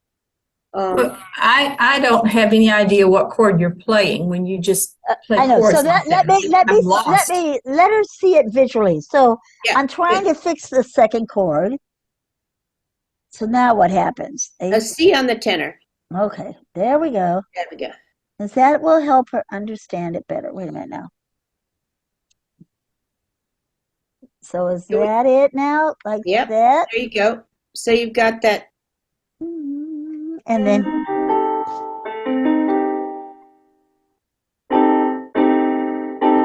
Whether you call that a C6, C minor 6, or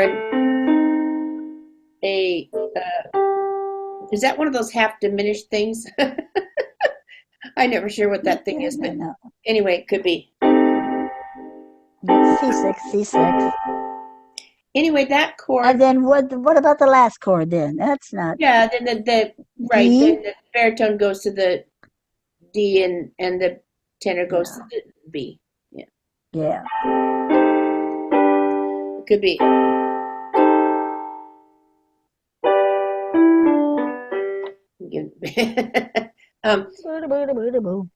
But so what I wanted to just show you was how you were so close to having that thing moving, and you can see when it moves away.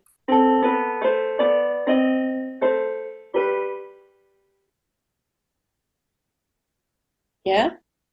Is that a So G? tell The me, last note is a G for the bass, right?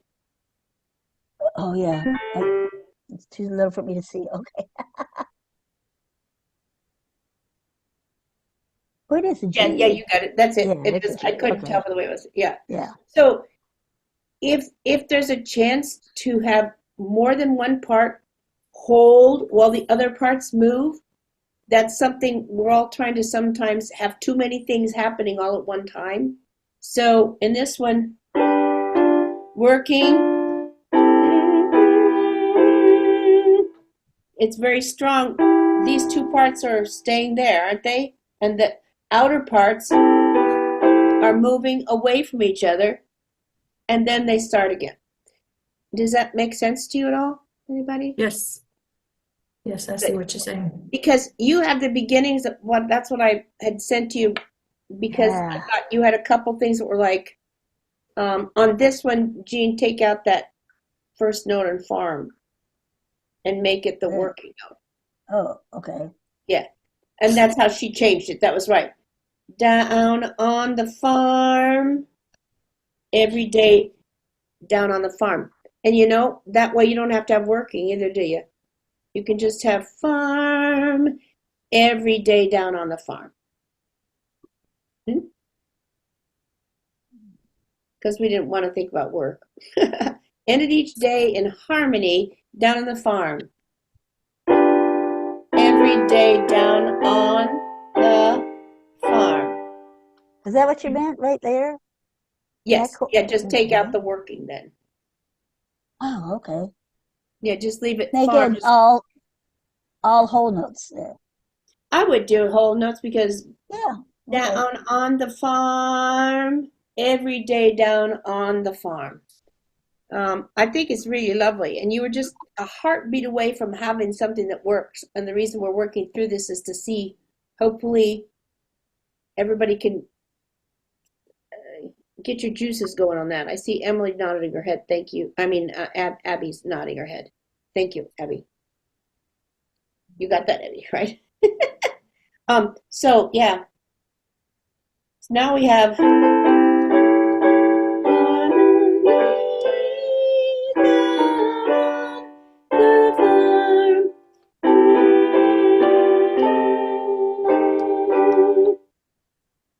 So, Donna, I want to ask you something. So, when you are creating a tag like this, and you sort of have it contrary motion, but not quite.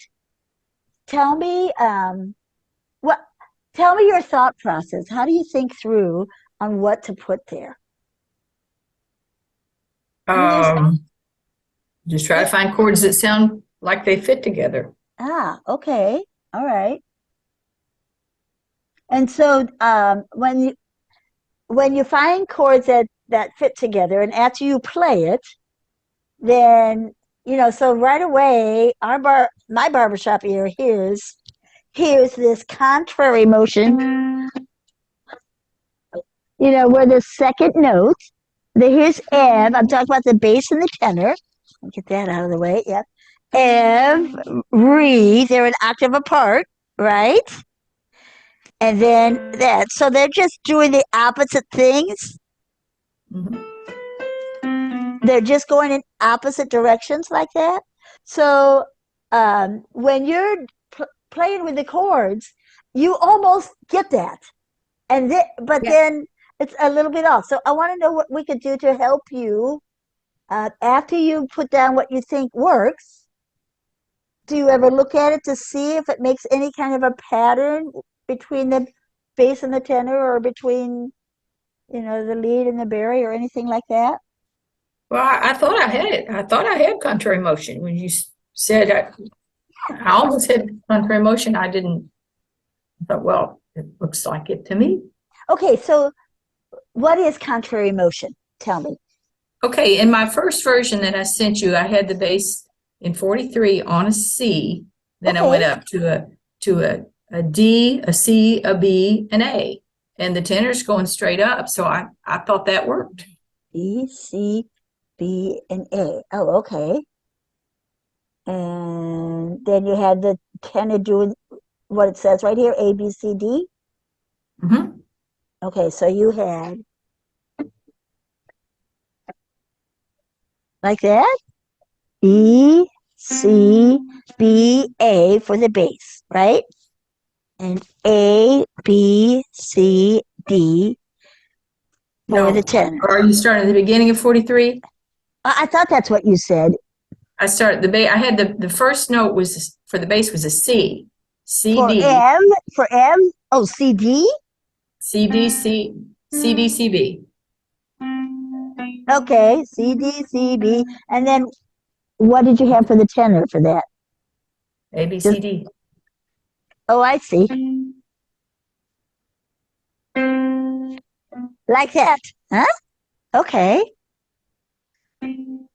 So at first, it's not contrary motion on every, right? Right. Because they're Right. going the same direction. And then Right. after that, then it goes contrary motion, Right. right? Okay. I see what you're saying. So I think I'm trying to figure out how to help you do this because maybe to my barbershop ear, contrary motion is they end up, wait a minute, I have to do that again now. Oh, they did that there. Okay, I see. Oh, help me out. How can we explain this? When I when I hear contrary motion in barbershop, a lot of times it's on 3 notes. I suppose it could be 4 notes. Usually usually it's a swing out, da da da, and then it Yeah, goes. of 3 notes, yeah. And so I think going parallel first, like what you did, what you said you first had, Mm-hmm. makes it not feel contrary to me, even though it went parallel and then it went contrary. So how can it go contrary right at the beginning of the measure? I, um, I guess the way it's fixed now. yeah, I'm trying to think of a way that would help you think of that. Trying to. Well, I didn't realize that a walking line like that was only 3 notes. That's new to me. Yeah, it usually for an exact contrary motion, it usually is that. But help us out, Emily. What can you add to this? I just think the explanation around it generally being a sequence of at least 3 chords that have contrary motion in 2 parts I think is the best explanation. Because was that the issue, that the idea that if it was just over 2 chords, it doesn't actually give that full sense of completion of the movement apart or together. Yeah, she sort of went parallel first, which is okay. But so she went parallel. Yeah, we're talking about what she originally did. And then so she did have contrary motion there. If you, Donna, if you look at, I guess when you were on farm and you had this farm, on 42, and then when you hit every, that's what you had every. Then on a contrary motion, the bass and the tenor are right? gonna go to an octave, as Jean said, and then you're gonna go back to the same chord you were on. It's the Every same chord day, as that one. as the first chord. Ev and day are the same chord revoiced, right? And Mm-hmm. in between you have the E minor with the Right. so that it makes an arc of a line. Da da da da da Now, the reason we can't go on beyond that to make, because the chord has to change after it's started with this chord, and now it can go to some other chords. What you did,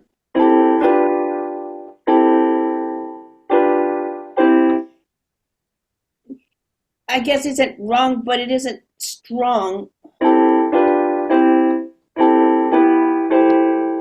Yeah, it sounds very parallel that way. We Yeah. want to hear it going away. You hear it, it's just that it needs to. That's why I just wanted you to hear that you could go with just a slight change in what you did, that you could hear it go, the lead or the tenor and the bass go away from each other, and that's good contrary motion. I think somebody else had one that was a lead and a bass that had nice. Yeah. I know. No, that wasn't it. I Yeah. can't remember what it was, but I heard it. I saw it. We'll see it coming up here. And Okay. Emily, what did you want to add to that? Or just to add that perhaps, but rather than this sort of theoretical musical explanation, I think part of it is, to the ear, it needs to sound like the two parts that are moving away from each other are having a conversation. Until it has that sort of feel to your ear, then it's not true contrary motion. And it's usually the bass and the tenor kind of having a moment together. Unless it's got that quality to your ear, it generally isn't true contrary motion. Yeah. Whether it be up or down the scale, or whether it be chromatic, it's got to have that almost that unique moment, like it's almost an embellishment by itself, even if it's mid-phrase. I don't know if that helps, but I feel like it's got that qualitative difference as well. So it needs to start at the beginning of the phrase. Is that what y'all saying? Beginning of Not the measure. necessarily. Well, no, but the way, because she did have contrary when she did Vri Day Down. Her original Vri Day Down was contrary. But because every went parallel first and then did contrary, it didn't feel like a true contrary motion. So, and I think it's because of the chord on farm. Like Judy, when Judy played farm and then did every day. Can you play that for us again, Judy, from farm, every day?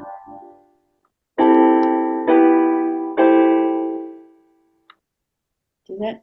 Yeah. Here, I'll do it the other way too.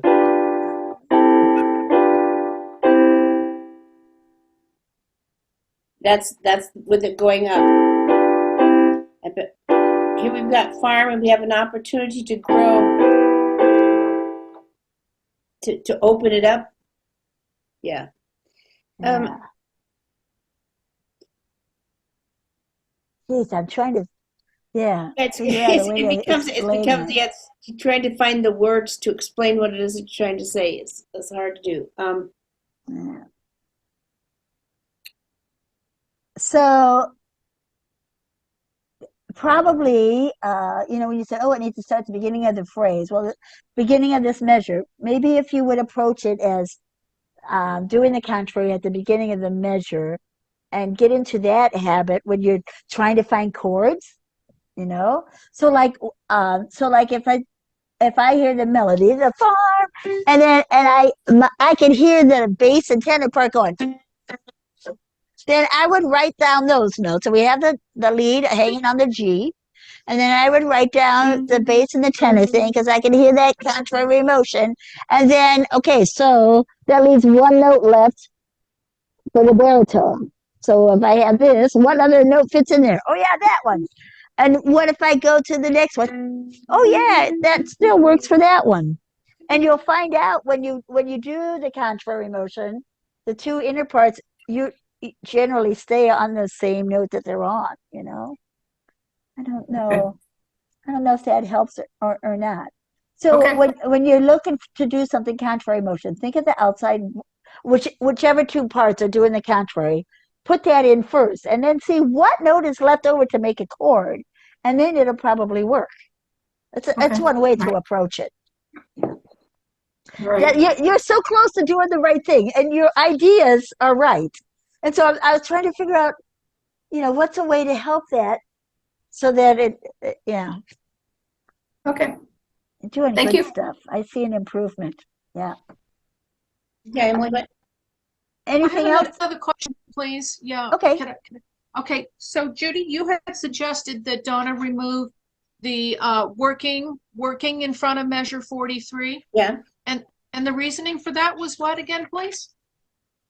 Oh, I'm just saying she's got, and we ended all day in harmony down on the farm. Every day down on the farm. It's just sort of like working kind of, we were having harmony. Why did we want to talk about work again? Okay. I just think there's Daddy sang bass, Mama sang tenor, and we ended all day in harmony down on the farm. Every day down on the farm. Oh yeah, Okay. I see. When you say all of that. A rhythm to it. It has I feel good with it. If you go, now I'll do Daddy sang bass, Mama sang tenor. And we ended up each day in harmony. That's down so on the cool. farm. Working every day down on the farm. It's like, it's kind of throws off the rhythm, The tone. yeah, it just was like down on the farm. We want to hold I it. see that. I see that. Yeah, and then every day down on the farm. Mm-hmm. And we're working in here we are in harmony. We're singing and having a good time. Let's not talk about work.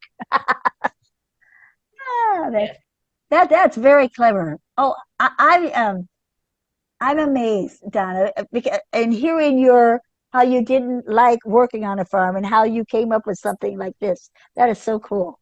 That's just incredible. Yep. Thank you. Anything else on this one before we move on?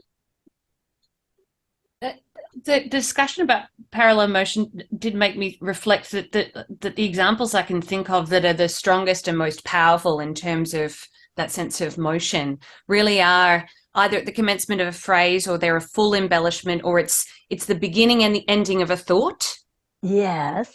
Oh, good. Or it's the beginning of a thought that propels you into the next idea. I'm just thinking about that sort of lyric congruence as well. It's not just a device mid-phrase. It's usually something that actually, like Donna said, is the beginning of the phrase, or embellishment, or is the thing that propels you onwards. It serves a function. Oh, that's very good. Because then every day is the contrary motion, where when the other way she had it, contrary motion was re-day down. Makes more sense on every day. Yeah. Oh, well You could done. have it anywhere, but I'm just thinking of examples in my mind, the ones that are sort of most compelling to the ear. It usually it serves a lyric or a momentum function at the beginning of a phrase or into an embellishment. Yeah. I don't know if that's right, but I'm just in my mind thinking of examples. Well done. It always comes back to it often comes back to that lyric. And again, Don, I think what you had there with that farm every day seems like more conversational, which we always wanted to, instead of every day down, every day down, every day down on. It fits the lyric and it fits the musical line that they work together. So I think what Emily is saying is, I hadn't even thought of that, but maybe that's why that I wanted you to go as every day, because it sounds every day, like it goes with every day. Yeah. Yeah. So, well done. All right. Good. Okay. Sure, you got you totally baffled now. No, it's coming clearer. Yeah, I think those are good. Oh, that's why it's good to have share thoughts and everything. It's not like anybody has all the right ideas. It's like we put it together and then we somehow come up with things. Okay, so we're ready now for Abigail. All right, here's Abby. Let's see, getting it ready for you. There we go. There it is. All right, it's the old tag and the new one.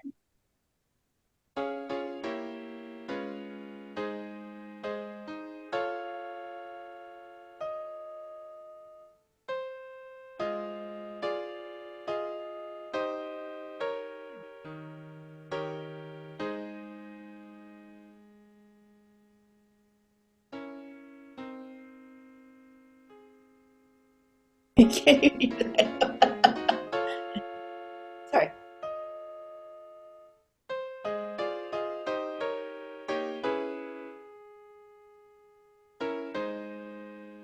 Uh, All right, nice. So, Abby, tell us about it. tell us your thought process. Yeah. Well, the main goal was to get in the deceptive, and I actually Yes. had one earlier on in the reprise, and then I realized I thought that was sufficient, but you mean actually when you think it's going to end. So the main thing I did was just change the to the measure 5 in this, rather than just going back to 1. Now, sadly, it meant that I lost my really nice low ending. Like I really liked how it had ended with the tenor low and the hold on the 2-1, but overall it worked better. So that was a sacrifice I made. That's the main thing that I changed. Yeah. And yeah, as an arranger, you have to make choices like that, you know. You have to, oh, I like this, but I like that. What's going to work out the best? Yeah. All right, cool. You know, let me just say something about Abby, about your first one. That if the lyric line fit down on the farm, and then you have the bass there, and then they came in and said, "My home," and the bass would have to go farm. That sometimes we do that, but I think my farm. It seems like down on the farm. Somehow, if we had something more warming than my farm, but my home, because you talked about my heart is there, and up above, my heart is yearning for my home. Down, my heart is down on the farm, my home. Somehow, that might work for something like that. I think it might be because it was very pretty. But anyway, now what you did over here, my heart lies down.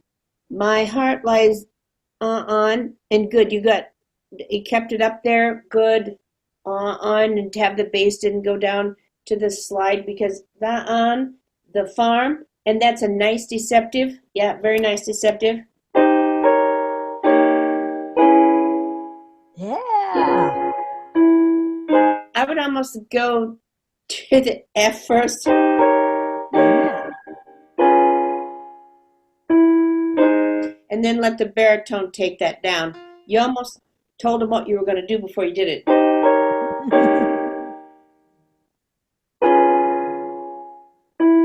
Oh, wait, you did that. Oh, no, sorry. No, I just changed it. I'm sorry, I played it wrong to start with. Yes, that's exactly right. I did about 100 times figuring out the 2 chords in 5. I was like, do I do this and then this and this and this? And I mean, a simple way is just keep them the same both times, which you don't want to do. So what was your suggestion? The difference? I For the two different. fine. Yeah, it's fine.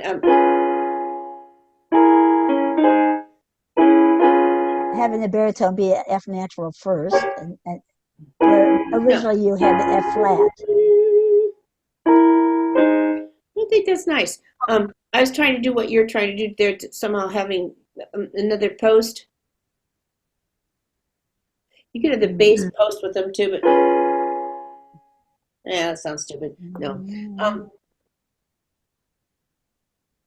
D flat, F flat, so a D flat 7 and then a D flat minor.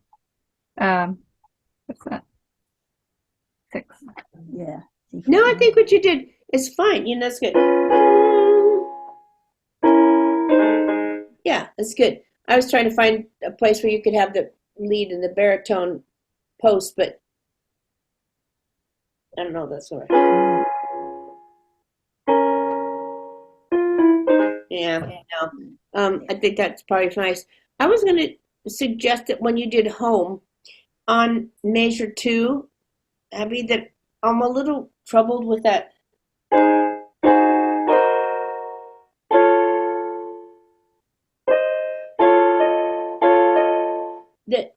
Just, you know, the old take you have here is actually what you guys corrected. That's not actually what I had. That's a correction that we talked about last time. So when you take measure 2, the chord on my, I had just what did I have? I've got it. I had something so that was your solution to make because you thought the bass was too far away from everything. And then the way I did it in the new tag was just a revoicing that. I'm not That's talking probably about that, honey. I'm not talking about that. I'm talking about home. I'm talking the lead sitting up here. This is what we have if the lead needs to come down with the tenor on home. Oh, I think you Yeah. mentioned something about that, but I didn't understand what you meant. So now I think so rather than home half note, go. If the tenor moves, this is the chord you have. The lead has to move with the tenor, or else not have the tenor move. Okay.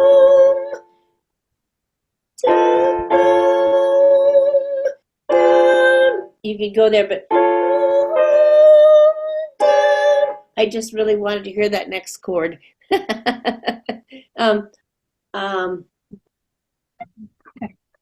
know, when it goes, does anybody else want to hear that?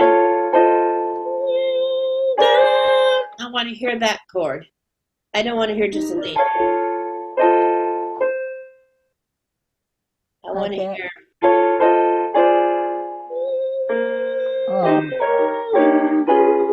I like the whole thing. I just would like to hear a chord voiced on measure 3. Especially because everybody's up high. It's sort of like it needs to be finished.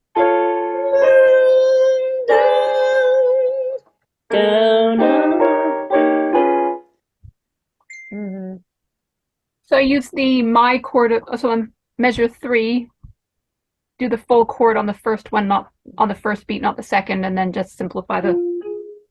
But you don't ever let us hear this. You took us right to there instead of, this is what they were talking about, income or the unfinished. I don't want to hear that. Do you hear that? Does anybody else hear that? Or is it just me? So what would you? So first chord of 3, what would you put then? I put that.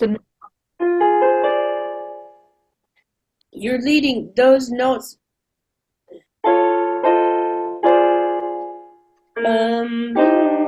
Go right to 4. But if you want to do with that,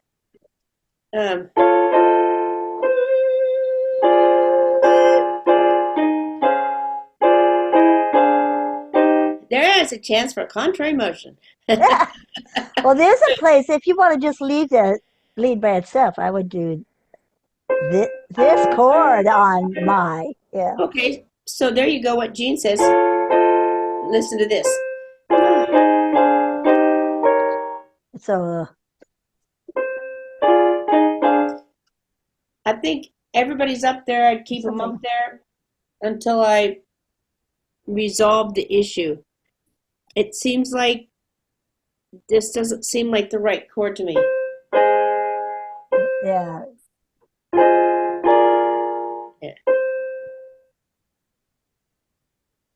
You have this chord. You have that on Heart Lies, don't you?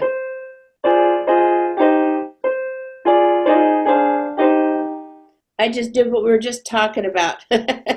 Taking a whole, the bass is up here. My heart lies on.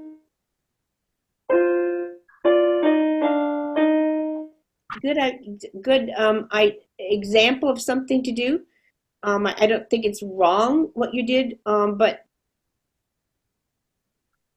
your chords before told us you were going to do something else. Did anybody else hear that? Yes. This feels out of place. That chord on my chord feels out of place. Yeah. So can you please clarify what chords you think would sound? Can you tell me the names of the chords that you think would be what you're wanting to hear? I want to hear this heart chord right there. Okay. Yeah, I want to hear the heart chord, exactly.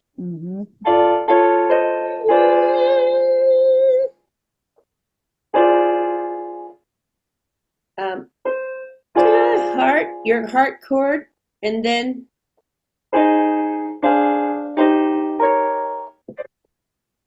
yeah.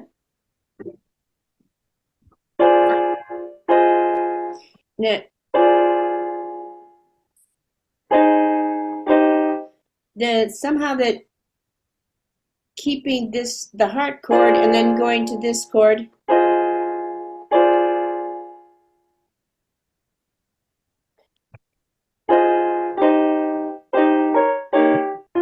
The whole thing is the same 4 on is just lovely. I just think that there's some that we're missing an opportunity with putting that my chord in there. Down.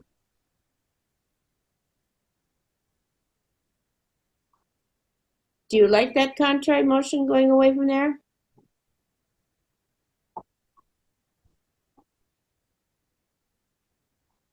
Oh yes, I'm still trying to figure out which chords you just played were. So It's an other F than the minor 6. okay. Actually, it's a B flat 9. Because you can hear the B flat in the chord. That's how you know if it's a B flat 9 or if it's a 6, right? Is if you can hear that. You can hear that, can you? Does everybody hear that? If we could sing 5 notes, that's what we do. Okay?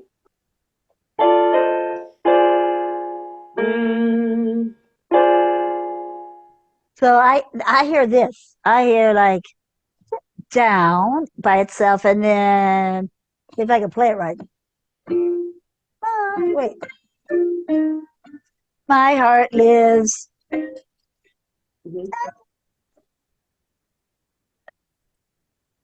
There we go. That's what it is. There you go. And then she's good, and then she's golden. Yeah. The farm or whatever you do after that. Yeah. Let's do it from the top. You have it lovely here.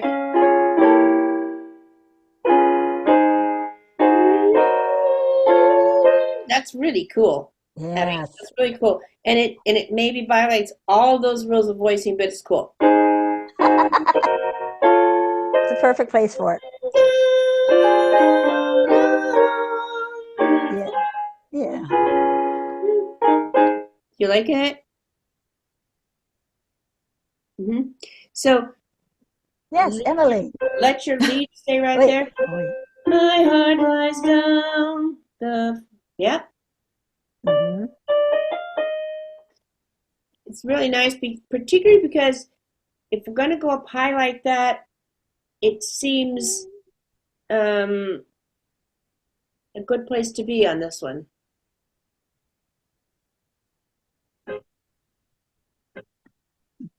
What did you have, Emily? Oh, this discussion has just made something occur to me. So, because I'm often told off for making cheeky chord choices that I'm told don't make sense, and then I get confused about when to do deceptive cadences versus when to do cool stuff. What I think is cool stuff, but it's wrong. And I think it's because we're essentially waiting to hit that final resolution to tonic. If you choose an alternative chord choice another time, it's a risk or might not sound right to the ear. The reason why we need a B9 or substitute here is that that's the original implied harmony of the song, and we haven't yet hit the feeling of 1. So if we go off in a different direction at this point, it sounds odd. Whereas if we pick a deceptive cadence, different choice in bar, well, it's called 5 here, when you would be hitting tonic, that's where it sounds, oh, that's cool, as opposed to that's not the implied harmony. We haven't got to the feeling of home yet. So is that right? Yes. We need the B9 or B flat 9 or B flat 9 feel here, because that's the implied harmony of the song. And it's not until we hit farm, which is the 1, that we can actually do something funky. Have I understood that correctly? Bingo. I've just realized why I keep getting told off. Thank you, Abby, for allowing me to come to this realization. Okay, now, so, I'm not sure I followed any of that, but thank you. That was good. Yes.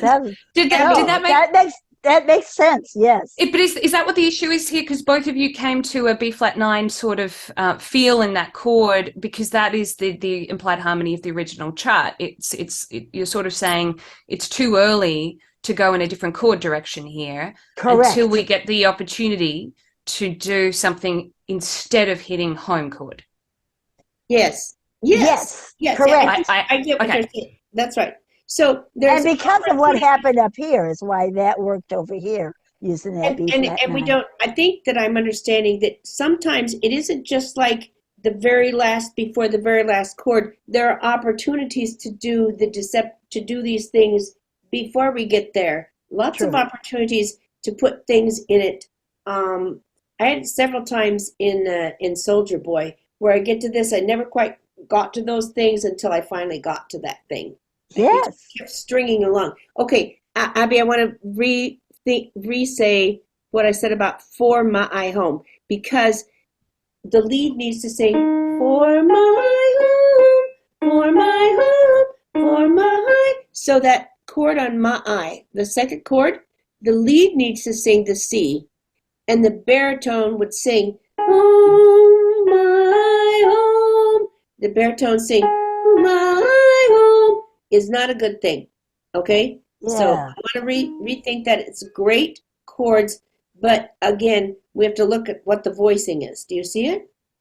So everybody in measure 2, the baritone is an A flat, and then a G flat, and an A flat. Oh, yeah, that'll work better. Yeah.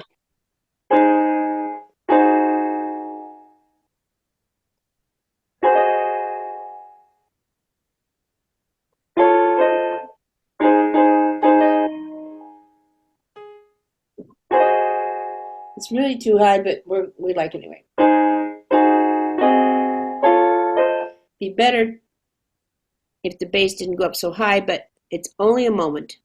They'll live. They'll get They over will it. live. My home. They can sing it. My home. Oh, yeah.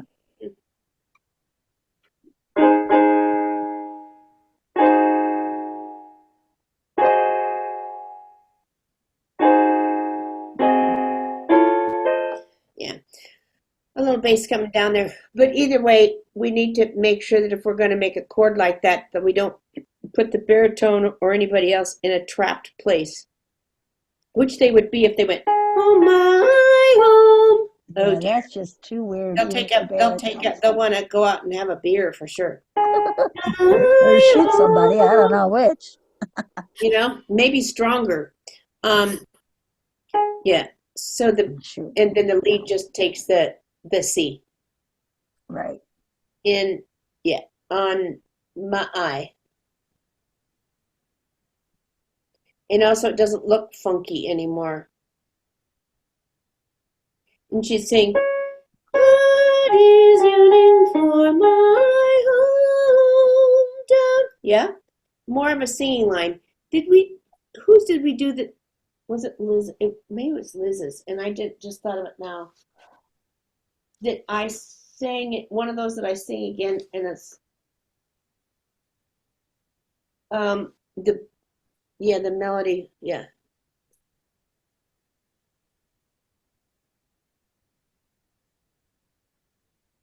Yeah.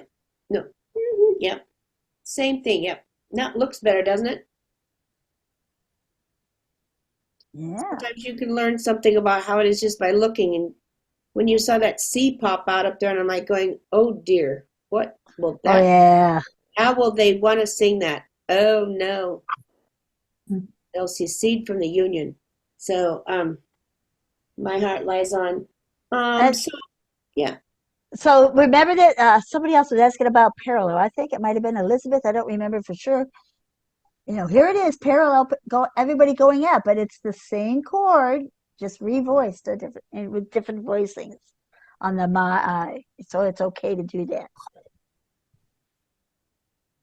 And just to be devil's advocate, my home. It's the same chord revoiced with the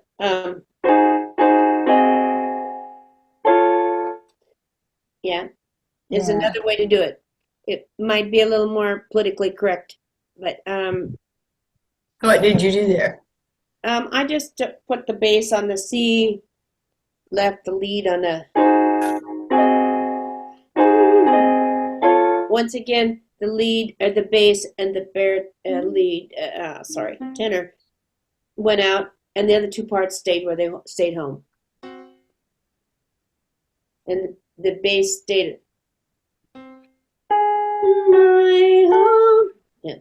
Yeah. You just stay on that. Yeah.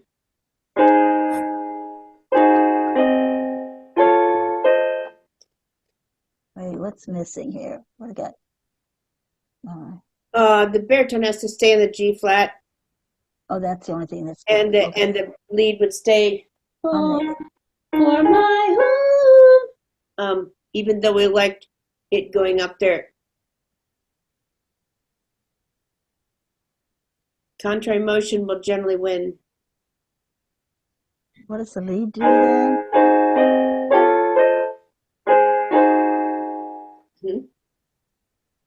Is that right now? The lead stays on A flat.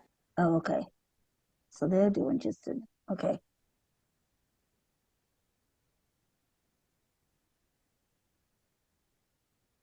Yeah. Like that? Mm-hmm. Then we don't have everybody going up. We just revoice the chord.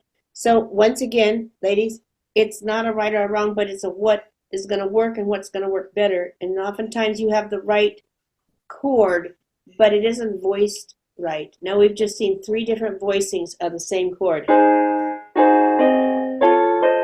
Or I'm not opposed to that, but yeah. it's going to be a little harder to sing. Harder to tune. Harder to tune, yeah. Yeah.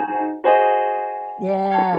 You can hear that it's going to be a little difficult for all the parts to tune that.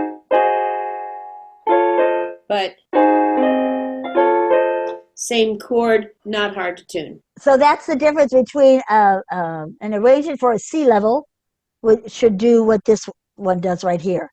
An arrangement for a higher level chorus could do that other closed voicing and probably do it in tune. But for a C level, this is the smarter choice. Yeah. Mm-hmm.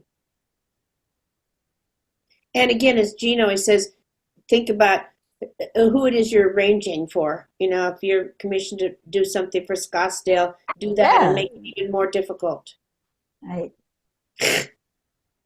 But for the purposes of your final evaluation for this whole thing, they're looking for something that's for a C level group.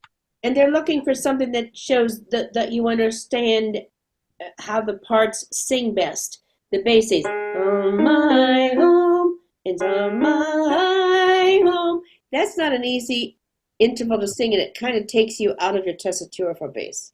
Yeah. A higher level group could do that. They could. But a C level, probably not. They would not be successful. Yeah. Right. Cool. All right. Anything else about this one? Okay.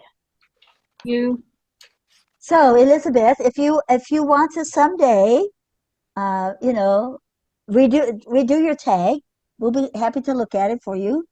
Thank you. You know, and so you don't do it by tomorrow. Do it when you have time to do it. You know. Thank you. Okay. Thank you. Mm-hmm. And so let's see. From here, what is the next thing we do? I forgot to. We are. Could I just ask a general tag question? Sure. It's kind of twofold, just in terms of ideal vowels. I know that the most open vowels are the most ideal, but which are the ones that are sort of okay versus never go there? And in terms of your final sustained notes, and also, do you have any sort of comment or advice on lyrics and rhyming lyrics in terms of when to sort of follow that rhyme pattern versus when you can go off on a different tangent and actually create a new lyric sentiment for the tag. Do you have any advice on that? Yeah, you want to keep it rhyming, yeah, all the way, and maybe at the tag, maybe the last time through you could do something else. But I'm not. How would you go off on a tangent? What would you mean? Different lyrics that don't rhyme? Is that what you're thinking? Yeah, so this is a particular issue I've come across when you've got the word that it naturally ends on being one that is not going to be ideal for lock and ring, particularly if it ends on ooh.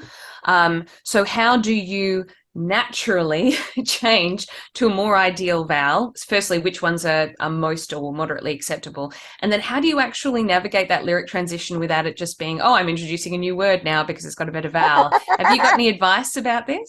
Oh gosh, it would depend on the lyric line. Judy knows. Something that you had earlier in your song is where you want to draw on. Something that will be not like, oh, they found a new word, but a word that came in. I think I did the music judge didn't like it much. I did through the years. But you can't end on year because it will not bring it off. But in there it had I've got all these other things in here, but there was in my life is in the song a lot. Oh shoot, I can't even think of it. But anyway, so I worked it around so that it ended on through the years all my life. Oh yeah.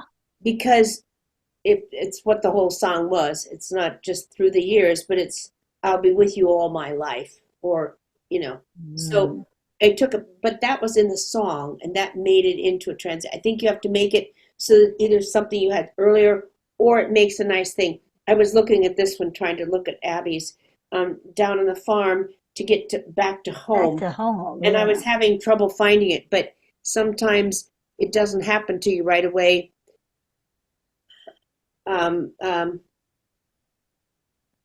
That you would somehow make it into that. The way her tag is right now, it would be difficult to do it. But farm, I love my home. You could farm into home. I mean, maybe not. Yeah. Lots of times you'll go from take one word that's similar to that word and then go into it. But not this one. But yeah, I think you can easily. You have to take. You can't really. Farm doesn't ring either, does it? Farm. Well, at least it could be an vowel. It wouldn't be as bad as something else. Yeah. Right. So am I right saying oh is generally the best, ooh is the worst? You want to avoid e or shut down diphthong words. Is okay if it's sustained. Or an o. Those work really well. Okay. Well, I think the ones that you don't want to do are and but yes, o, they will. It's just, and if they have a big old consonant after them, or like farm,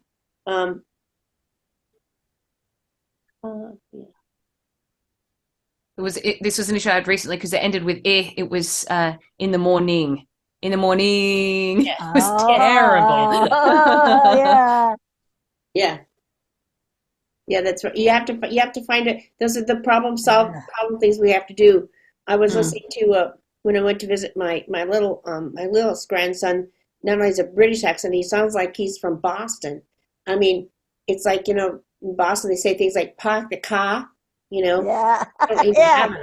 park the car. And so I said, what was the letter that you learned today? He said, ah. And I said, ah? And he says, ah. And I'm like, ah. I'm sorry, I don't get it. Well, neither did his mother. So, okay. Yeah. Well, it was an R. Then I'm like going, oh. But he's like, ah. And I'm like, ah. Okay. Well, just write it for me then, okay? Ah. And it's like, oh, it's an R. He said, I said ah. I'm like, what do you know? But on the other hand, that's not they're basically to have a good, nice, big round if you can. Home, O's, O's. I think you can do an E. It's like E, and not the best choice though. Yeah. Not a good choice. I think oohs can make a very nice one. You can make a nice round ooh. Ooh. I mean, people have On to a learn how to sing soft a good tail, ooh, yeah. but just at the very, yeah, and yeah. Ooh, I just thought of something for this, going back to home here. Um, I heard it yearning for my down on the farm will always be my home. If there's a way to put that in there or something, so that it could end on home. Maybe that's too many words to throw in there, but Tricky when you've got a post, isn't it? Because then you might end up with different vowels if it's a different word. oh, that's true. Yeah, yeah. But I was just thinking of some way to get back to home there. Mm.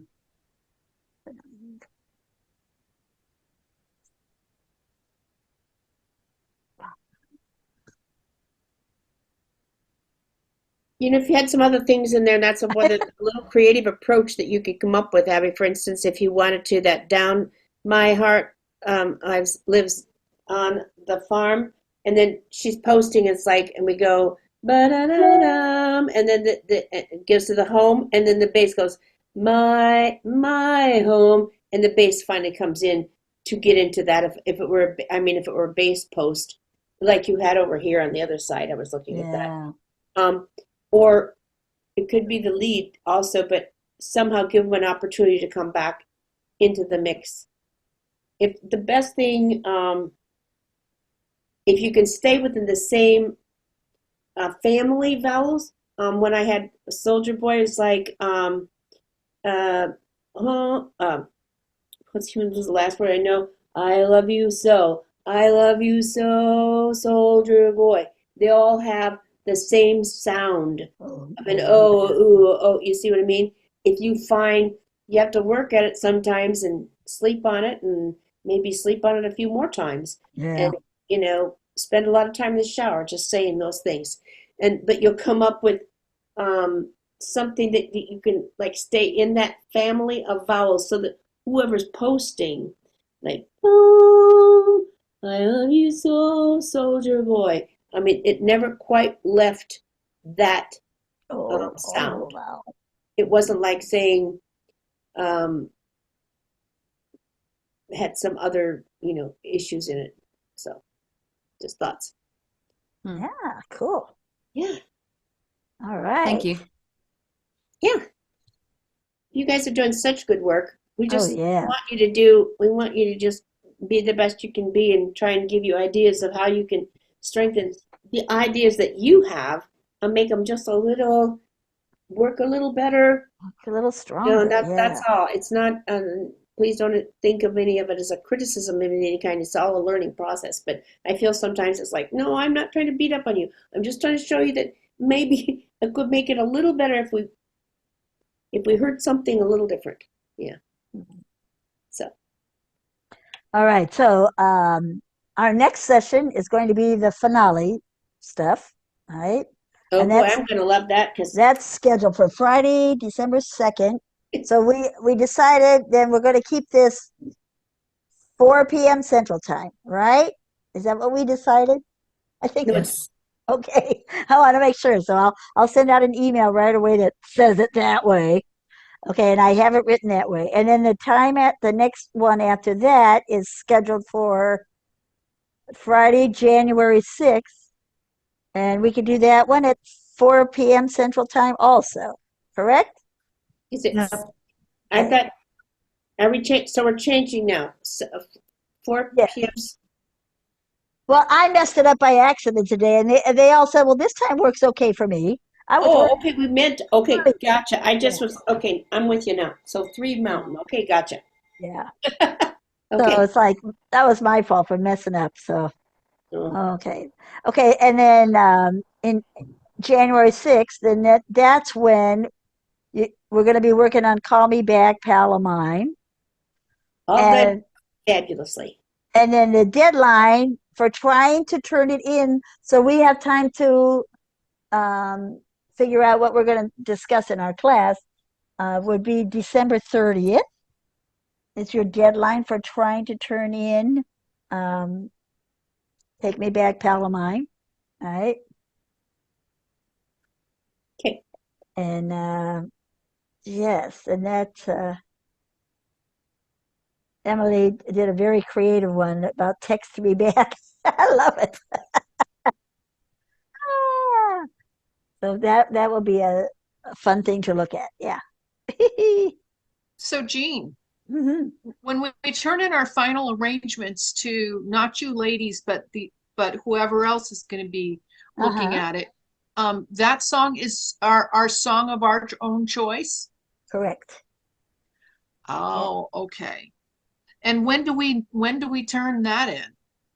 Um, let's see. Now we had a hassle about this before, didn't we? I mean, I don't.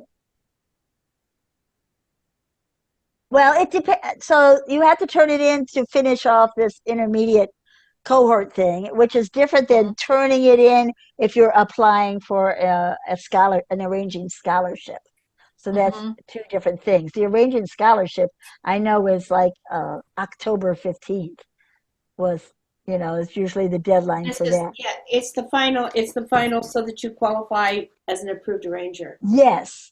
And so I don't know that, I think what we decided with the last group was we just said everybody try to be done, but there's no such and such deadline.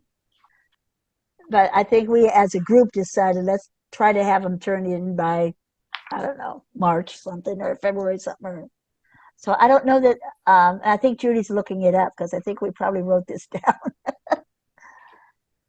Yeah. because there officially is no official date, but I wouldn't drag Okay. on forever. Right. And then something that I reread, and I'm going to reread it again, Judy, that we should look at is if you are going to use this final song that you pick and you're going to use that to also apply for an arranging scholarship, then we can't look at it. We can't help you. You're on your own turning that in. So that makes me think, Judy, that if they're not going to use that same song, that we could look at it and say, hey, check this spot, check this Right. spot, check that spot before you turn it in. So there is that opportunity. But if we do that to whatever you pick, then you cannot use that song to also apply for an arranging scholarship. You'd have to use a different song. Yeah. So The good news with some of that is, as we found out with our other group, is that the choice of song is so important. When you apply yeah. for the scholarship, there's so much emphasis on that that you want to know that maybe, and it's, I don't know. I think Gina, I'm going to have to go back and review, or no, we're going to have to go back and look at how this happened because I remember. Yeah.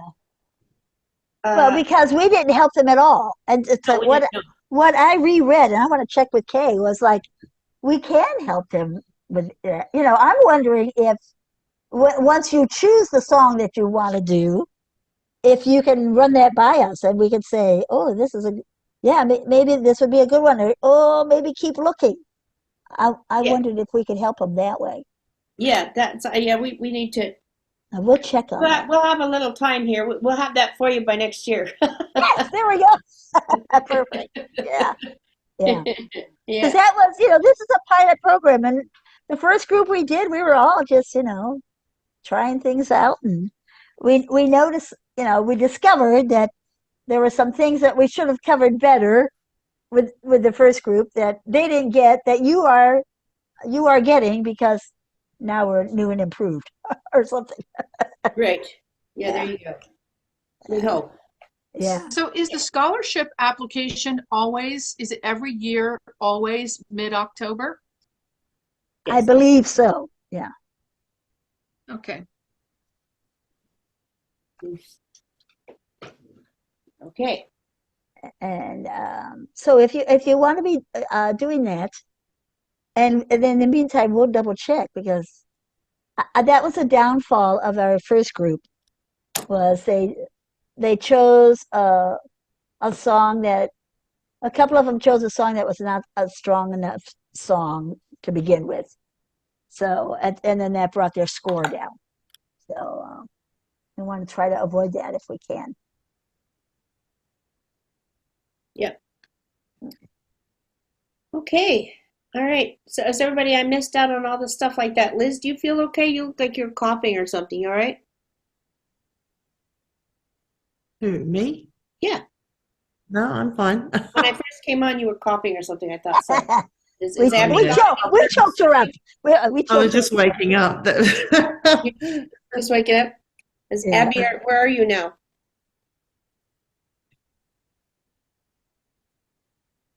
She missed I'm this. I'm off Fraser Island, which is far north of Brisbane, so east coast of Queensland.